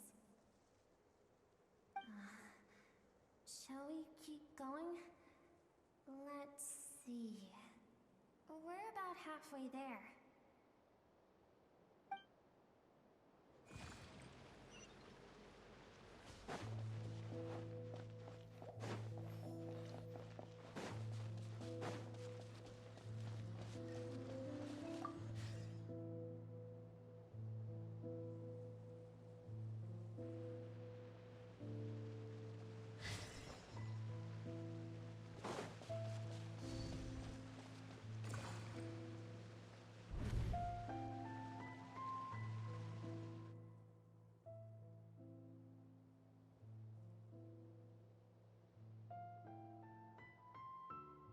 We've made it quite a ways already. This is Skirk, when she first began training under Sirology. I have set your broken wrist. Tomorrow, you're to train twice as hard. No tears this time. Good. Attempting to garner sympathy through tears is a habit of the weak. A pitiful, useless ploy. Can I ask a question, Master? Why did you save me? I keep thinking, maybe it would be better if I had died. I wouldn't be haunted by that fire all the time. I wouldn't have to go on like this. I saved you because I have a plan for you. It has been too long since I fought a battle that demanded my full strength, and I hunger for it. Every so-called genius and prodigy I have faced has crumbled like sand underfoot. Before me, even fate bends the knee. So, I will teach you everything I know. Train you by whatever means necessary, in the hope that one day, you might surprise me. But I don't want to draw my sword against you, Master. What you want matters little. Among the boundless sea of stars, the cries of the weak are but faint murmurs that disappear into the void. You of all people know that well. Yes, Master. From that day forward, all she knew was grueling training, emptiness, and fatigue. After some time, her talent bloomed, and she gained control over her emotions, like her master. How should I put it? It was not that human emotion disappeared from her heart, but that reason came to dictate all she was allowed to feel. I suppose it was at this point that she became the Skirk you know today.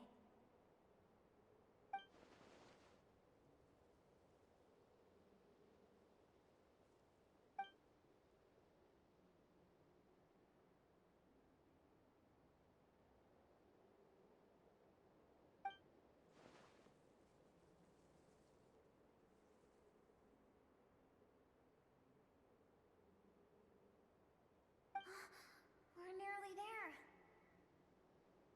I almost don't want to reach the end. Well, shall we? This is the final stretch.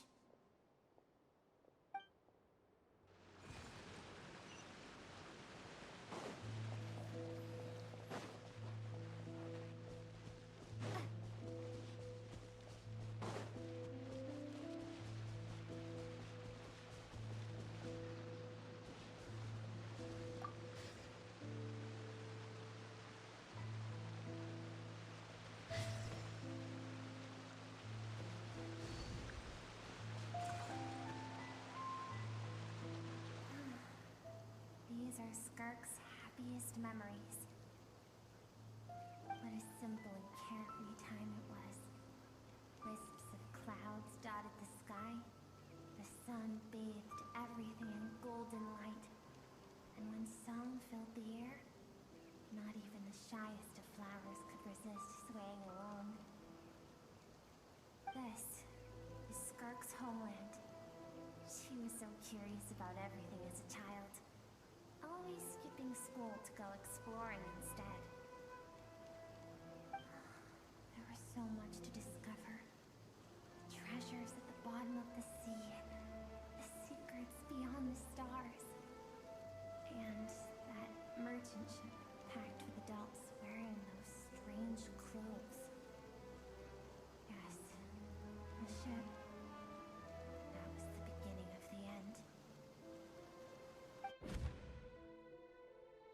It was a spaceship. When it arrived, the people that disembarked wore smiles on their faces and spoke of friendship. They claimed to be merchants from a neighboring planet, looking to establish trade. Skirk's parents, her relatives, her neighbors, everyone welcomed the newcomers with open arms and allowed them to explore the planet. To them, the visitors were guests and should be treated with hospitality. No one had any idea of what was to come. Several months later, an army of unknown origin arrived without warning and carried out a ruthless campaign to destroy everything and everyone on the planet. Skirk had skipped school that day, like so many times before, so she was not caught in the immediate wave of destruction. But when she came home that day, only fire and ruin awaited her. Countless people cried out to her for help. People she knew and loved. Friends and relatives. The little girl who lived next door. The shop owner with the bad leg. The bad-tempered teacher she had made fun of just that morning. Their lives were discarded like worthless trash as the fire consumed one life after another. Skirk was helpless. All she could do was run. And so she did. She kept running until an unexpected figure crossed her path. If Sertology hadn't been there in that moment, the fire would have claimed her life too. And there she would have remained, left to rot in the scorched earth, with no answer as to why any of this was happening.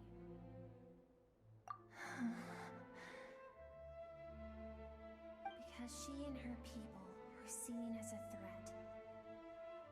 As the initial merchant ship explored the planet, they discovered that it hadn't always had the condition to support life. Yet there was evidence of human activity, even during the periods of extreme heat or cold in the past.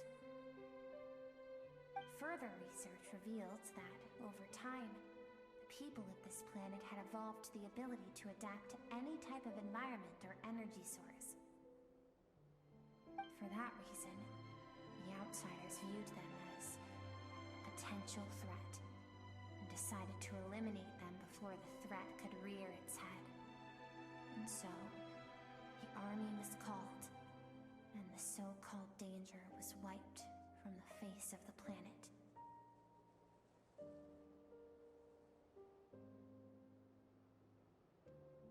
Senseless, isn't it? Deemed a threat because of a gift they didn't even know they had. Perhaps it was their own innocence and kindness that doomed them. But in the end, that was lost to the blaze as well. If those with power get to decide good and evil, then all you can trust in is the sword in your hand. And so, before death could claim her, she ran. She ran and never stopped.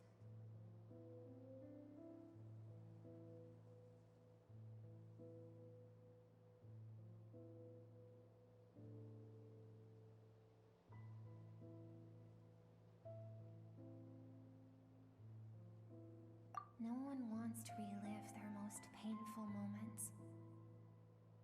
Well, that brings us to the end of the story. This is as far as we can go. Skirk is waiting over there. For both of us. Let's go to her.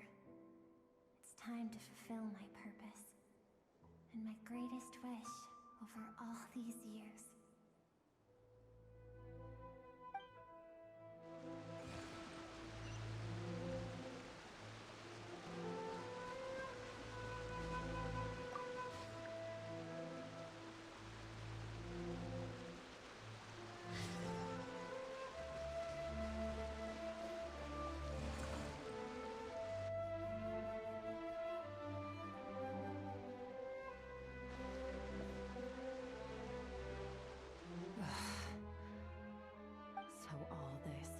Just so you could bring her here? I have things to say to you. Well, to me.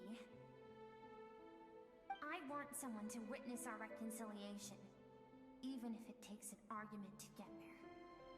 And she is the best choice in this moment. Her suppressed emotional self. The version of herself she keeps locked in the recesses of her mind, stifled by reason.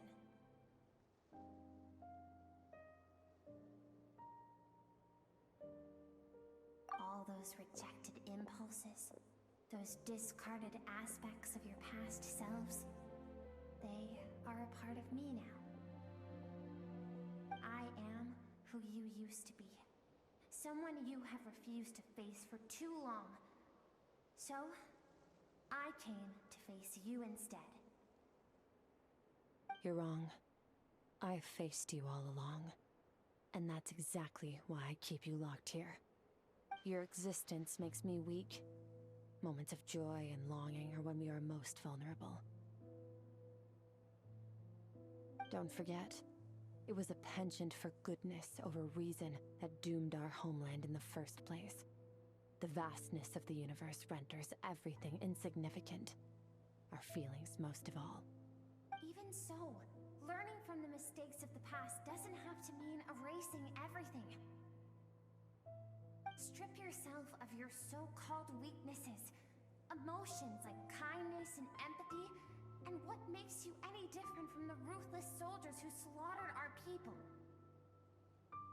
The difference is that I'm doing what is right. What is necessary. I allow you to exist, but with limited freedom. That is the greatest kindness I can offer. I've shouldered everything you couldn't carry. I rose above the numbness and emptiness, and it was cold, unfeeling reason that brought me this far. It made me who I am. It made me strong. That is the problem. I want to shoulder those things together. On the grand scale of the entire universe, maybe our feelings are vanishingly small, but why should that mean they don't matter? Emotion gives warmth to the cold expanse of space. It gives meaning to the world around us. Think back to those nights of gazing at the stars, those afternoons of exploring the unknown. Think back, and let them grant you peace. A brief respite from the pressure you put on yourself.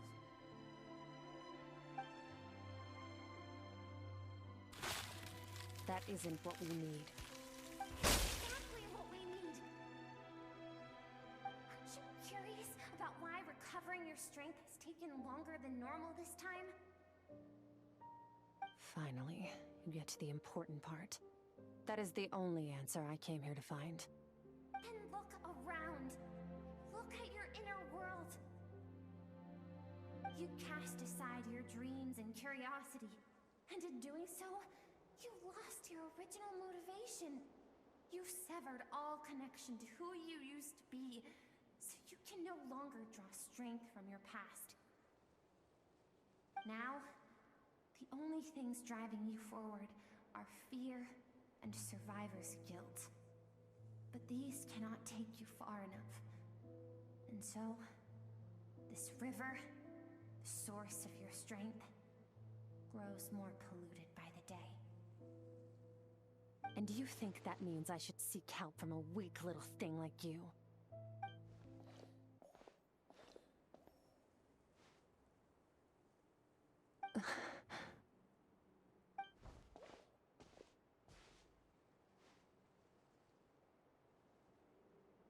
Thank you for saying that. I knew bringing you here would be the right choice. To be honest, I'm not here to argue with you. This isn't about who's right or wrong. And in fact, I agree that in order to make it through the wake of that tragedy, we had to distance ourselves from the pain through reason over emotion. But what is right at one point in time isn't always right forever. I know you will never forget that fire. I know the fact that you were the sole survivor fills you with guilt. And I know that among the voices that haunt you, mine is there too. Because deep down, you know that you didn't turn out to be the person you wanted to be. All those unfulfilled hopes are like knives to the heart. And I don't want you to hurt anymore. So even if you can't accept me, I hope, at least, that you can let go.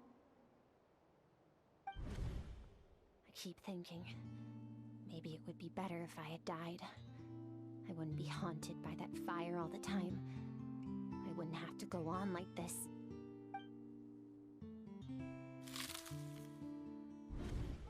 Your dad and I, we're not afraid to stare death in the face, but we need you to survive.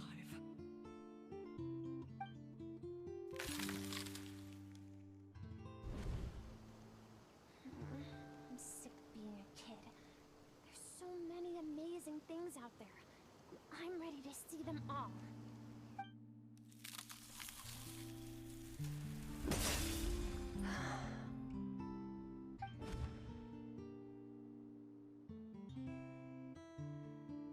I remember. There was a song Mom and Dad always sang when we went out to fetch water. Dancing water. The sand along your path is begging for your song and movement. Will you carry this burden with you on your journey? I am not the dancing water, and you are not the burdensome sand. But if this is your wish, then I will carry you with me until the end. Thank you. I should be thanking you.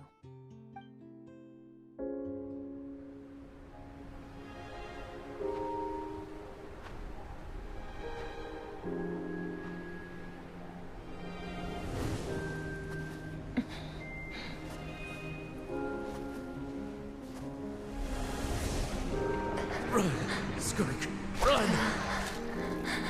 Remember, leave no one alive! Heed my words, Skirk. Let fear take root in your soul. Did you survive? Why was it only you? Skirk, did you become a positive light in this world?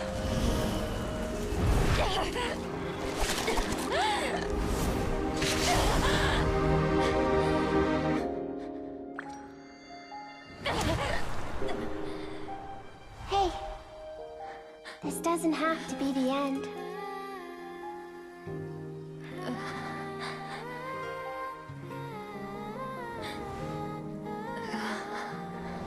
Life is a gift.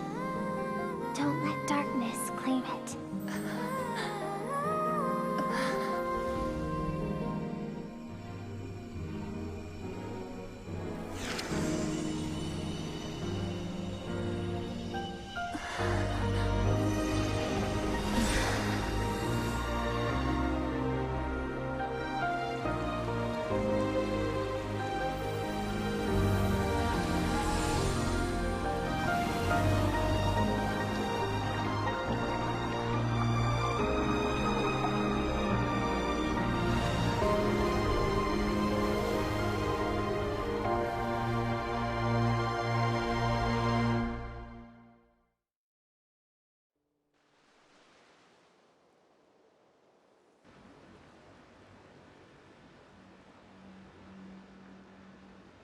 So, you saw my memories then.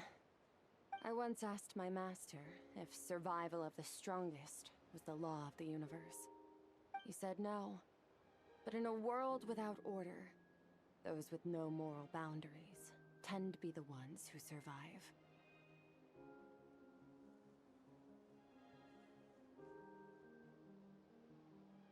That's why, after hearing his answer, an idea came to mind. An idea that, one day, I would create a new world order. One in which there would never be another tragedy like that fire. One in which power was not the law of the land. But that means I must defeat him. Because my master, Sirologi, is, at the core, a defier of all rules and order.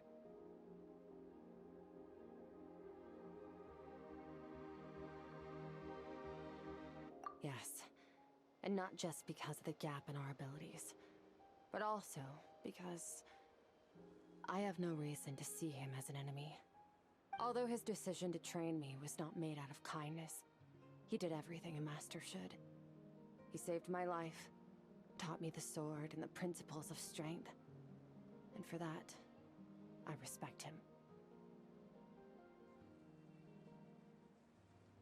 I know. And it's not something I want. But Master never goes back on his word. I have to treat everything he says as a promise. He's no longer into that, but he sends me messages through the abyss every now and then. Most of them are simple greetings, or an answer to one of my questions. Every time I hear from him, my heart skips a beat. And I wonder if this is the moment where he'll finally appear before me and tear down everything I've built to pieces.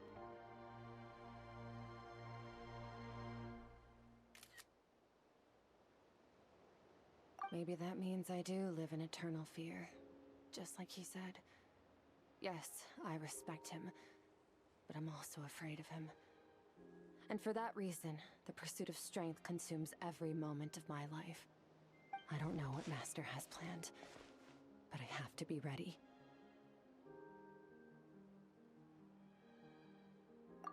Help me? Why? This isn't your fight.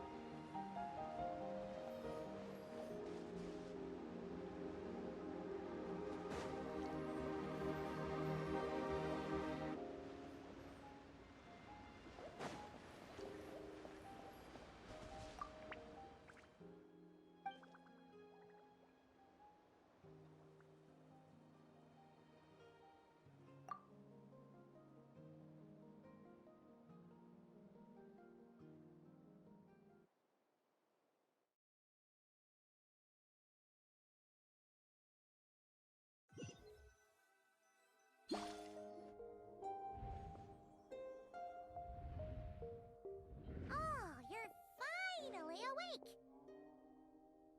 Honestly, Paimon was gone for like 2 seconds and then she comes back and finds you both unconscious? Oh, you scared Paimon half to death!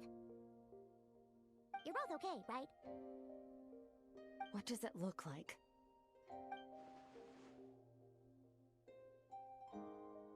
Only water from the source can cleanse the rot and filth that flows from the past into the future. I taught you to incorporate the experiences from your journey into how you fight. I suppose what happened today will become an inseparable part of who I am. Okay, so Paimon feels like she's missing some important context. But whatever. Paimon brought back tons of delicious snacks! Let's dig in!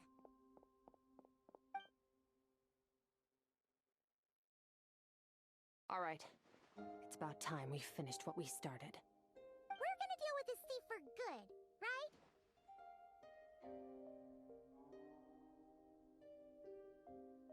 This time, I'm not going to tell you to hold back. But having digested even more power in the meantime, he's going to be tougher than before. The good news is, We have no reason to pull our punches this time.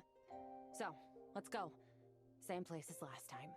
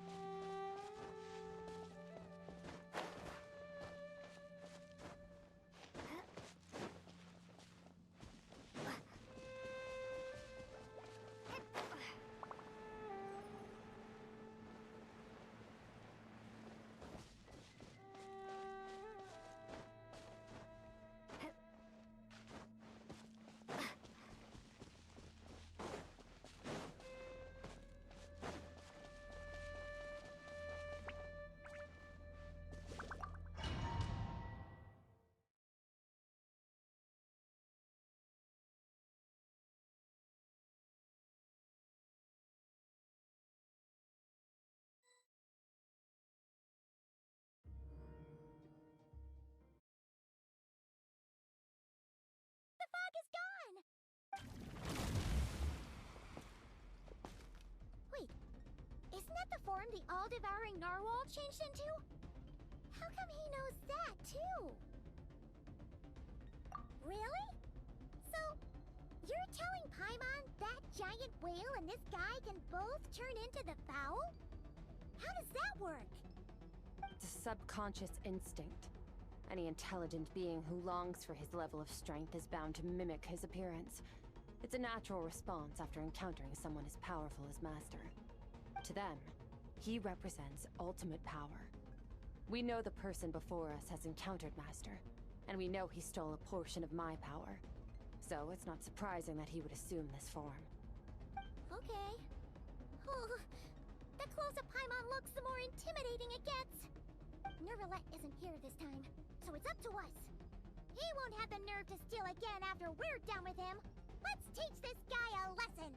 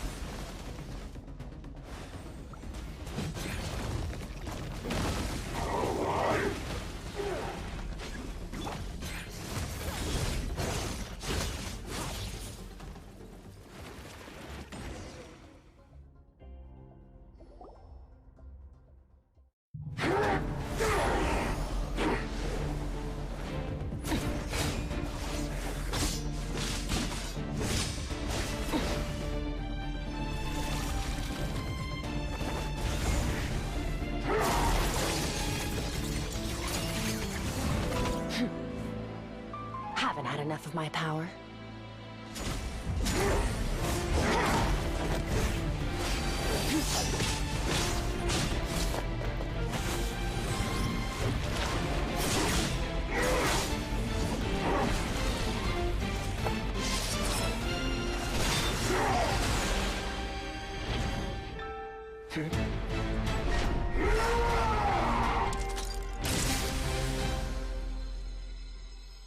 Well then, let's see how much more of this power you can handle.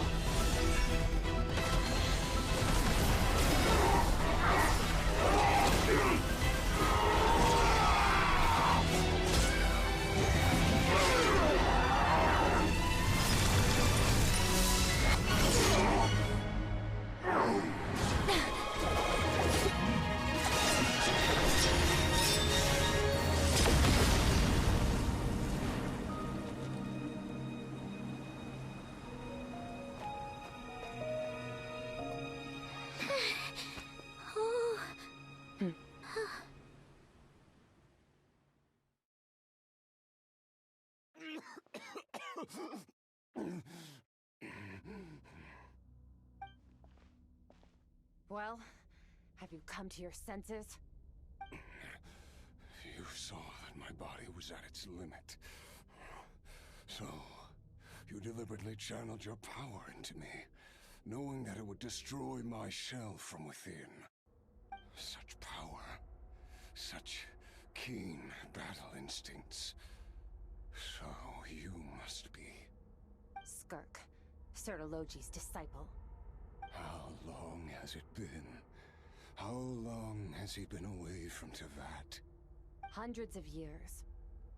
Hundreds? Sorry. It's a lot to take in. I should introduce myself. I am Skofnunga, a friend of your master and one of his followers. This is the first time I've heard your name, Skirk. But hundreds of years ago, I knew you existed. And I knew you would come here. Hundreds of years ago? Sounds like you and Master have quite the history. Care to tell us about it? Of course. Might as well take advantage of a clear head while I can. The story starts a long, long time ago. I was born into a noble family in Conria. As the eldest son, I was set to inherit our title. But I contracted an incurable illness as a child, and everyone gave up on me. I trained the sword harder than anyone else, defeated all of my peers. But it was all in vain.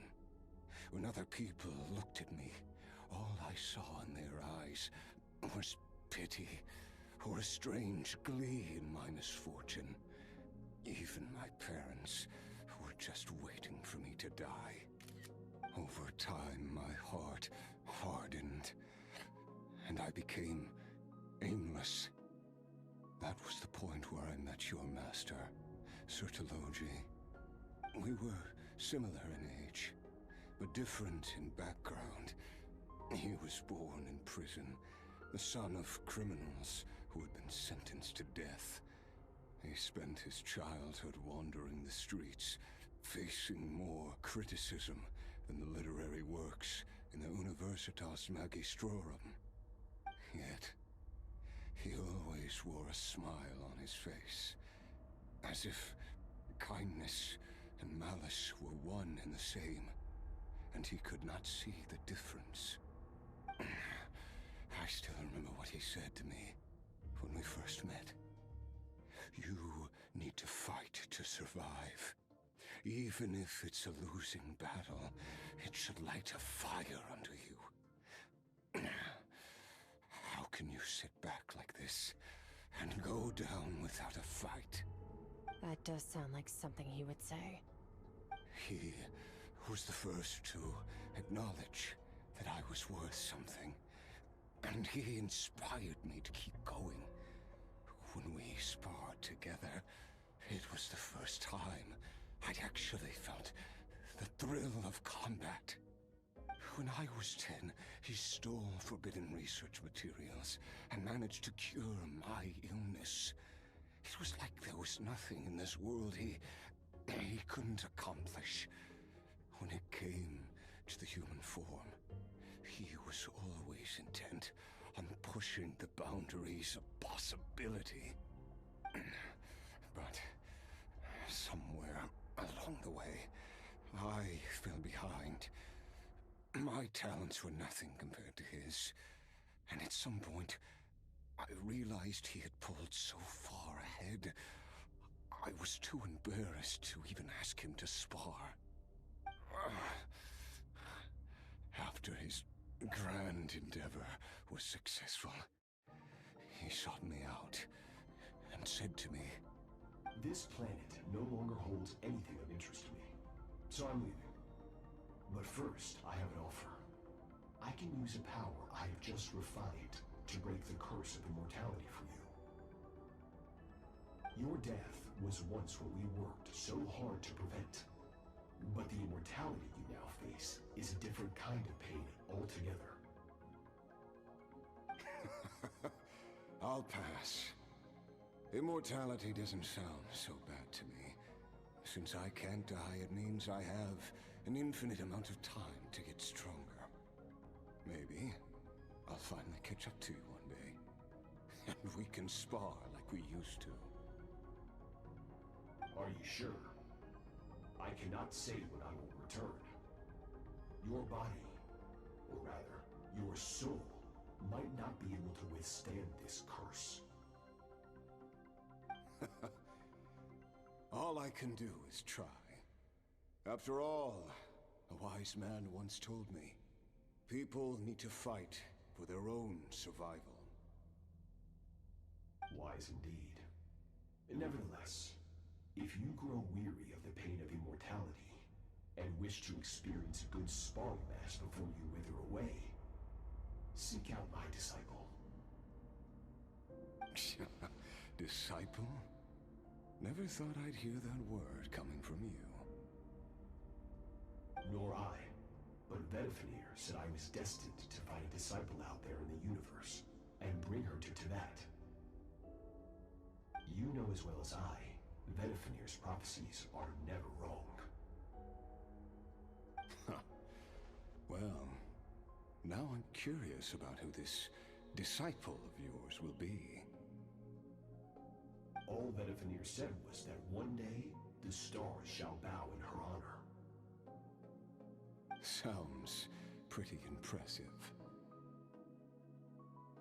Of course. Only the most outstanding people would have the right to become my disciple. Still self-assured as ever, I see. But you're not wrong. I'll be leaving then. Oh, and if you are serious about getting stronger, I left you a little gift in the primordial sea. As I've said before, walk whatever path you want. Freedom means even the wicked get to make their own choices. Waiting for me in the primordial sea was the all-devouring narwhal, already beaten into submission by Sertologi. In its weakened state, I was able to cut off part of its flesh and sew it into my own heart. Your heart? That sounds like torture! How did you even survive that?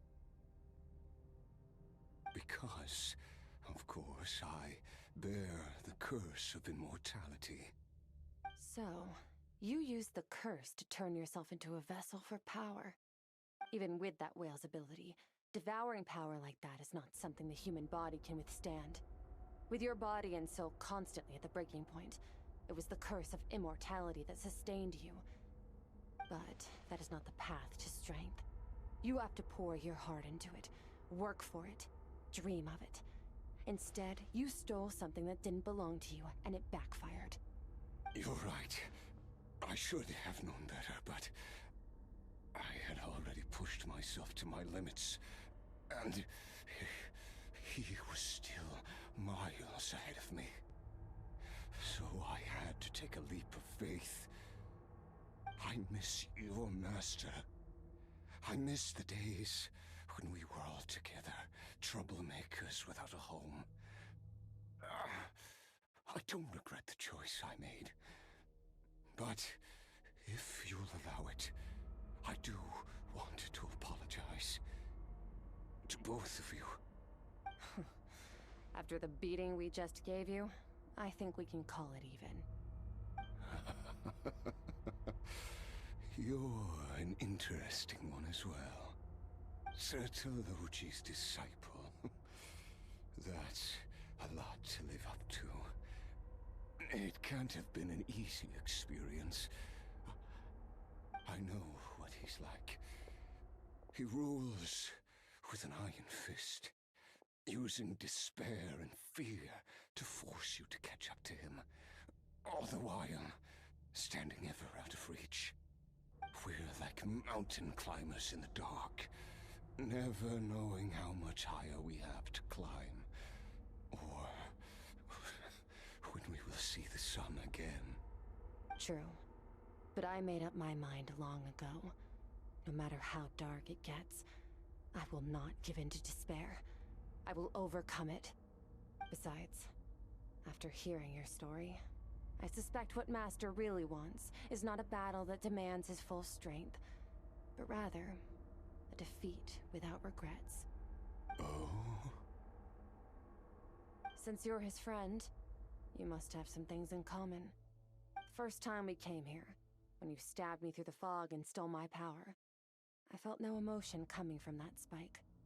But when you had to devote all your strength fighting me just now, I could feel joy and passion emanating from your blade. It was the joy of a researcher discovering the truth of the world, the joy of an artist uncovering a temple of wonders. Interesting. I'm certain I didn't express those emotions outright. Yet you were able to read them from my blade, like a glimpse into my inner world. You're right. That battle brought me an unbridled sense of joy, and my defeat brings me no regret whatsoever. Exactly. I think Master also craves a battle like that. One where his opponent forces him to use all his strength, unlock the extent of his potential, and transcend his own limits. A battle to end all battles. After which, all can come to an end, including, perhaps, his life. For that very reason, good and evil are meaningless to him. He has one purpose, one goal: to complete himself. It's one of the secrets to his strength. Perhaps you're right. Perhaps that is his call. What a battle that would be. Oh, to witness such a... Are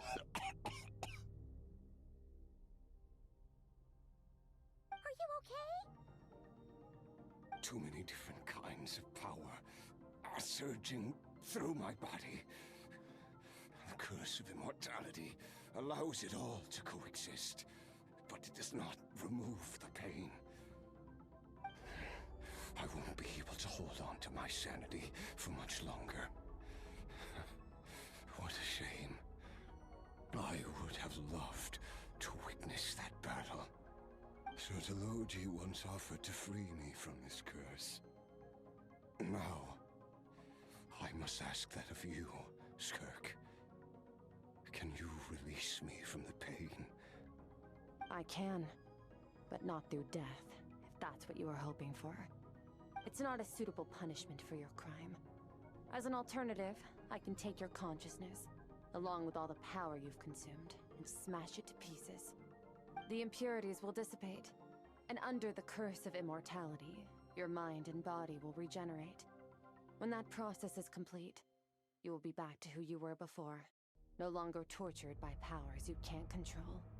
But it will be a time-consuming and painful process. The decision is yours to make. I accept. And who knows? Perhaps Perhaps I'll wake up in time to witness your great battle with Sertologi. I have faith that you'll be able to stand against him one day. Though, I know it'll be a long and arduous road. If we are climbers in the dark, it appears the dawn has finally broken for me. But your ascent continues. At least, it looks like you are not alone on your journey. I will reach the top of this mountain, no matter what it takes. And you, Skafnunger, will be my witness at the end of all things. It's finally over. Let's get out of here. Huh. At least we don't have to make a mad dash for the exit like last time.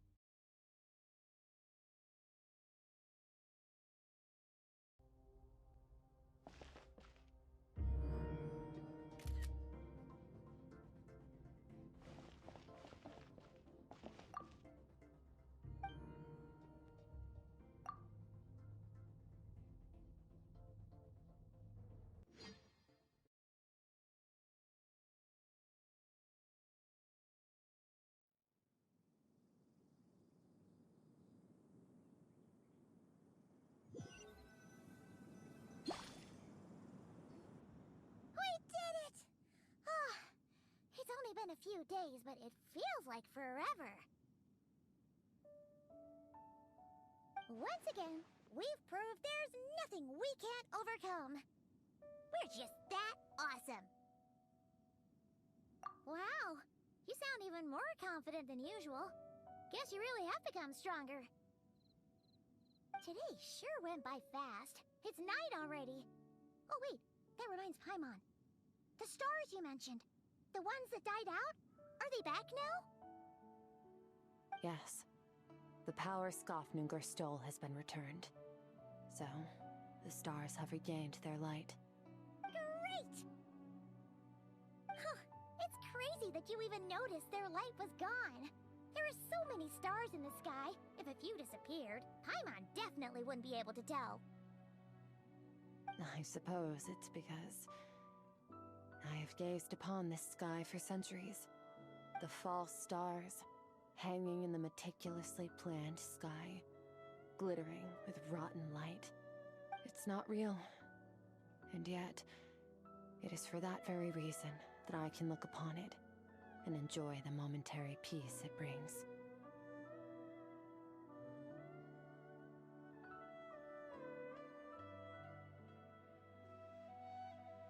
Even the most beautiful of bubbles has to burst.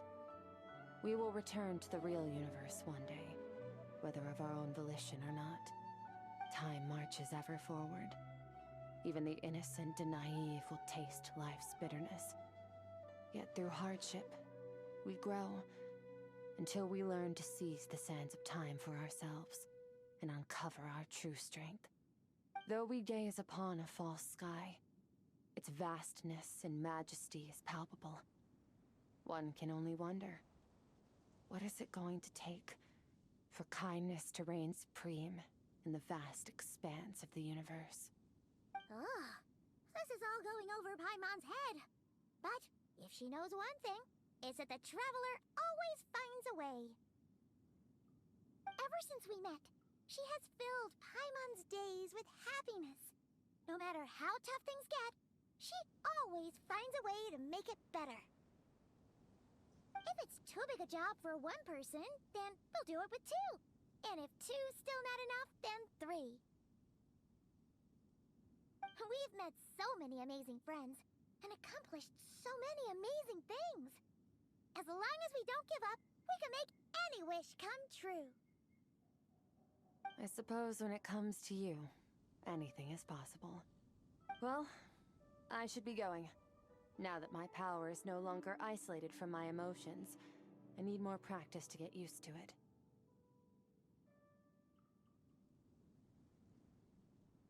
I suppose fate will decide. Maybe we'll bump into each other on the street. Or maybe we'll reunite on a different planet entirely. Regardless, reunions and partings are but passing moments. More than anything, I hope that at the end of this journey, wherever it takes us, we stand in a world reborn. One without war, pain, or forced partings. One where new life can bloom, even where there was once nothing but scorched earth. For this, we must all work to become stronger. Goodbye, traveler. Remember your training. Make sure to put it to use. Bye!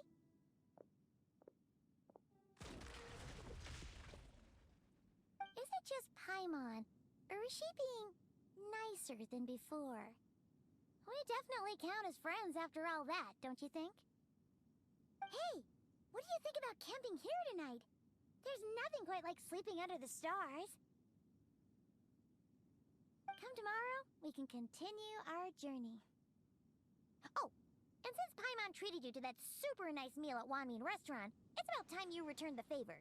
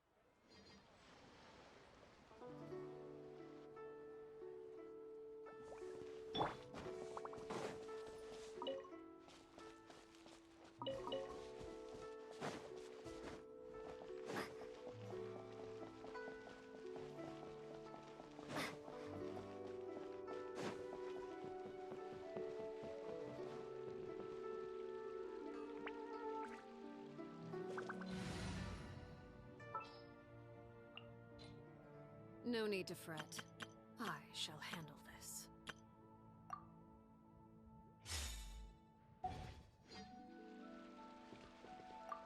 Add Thank you for Add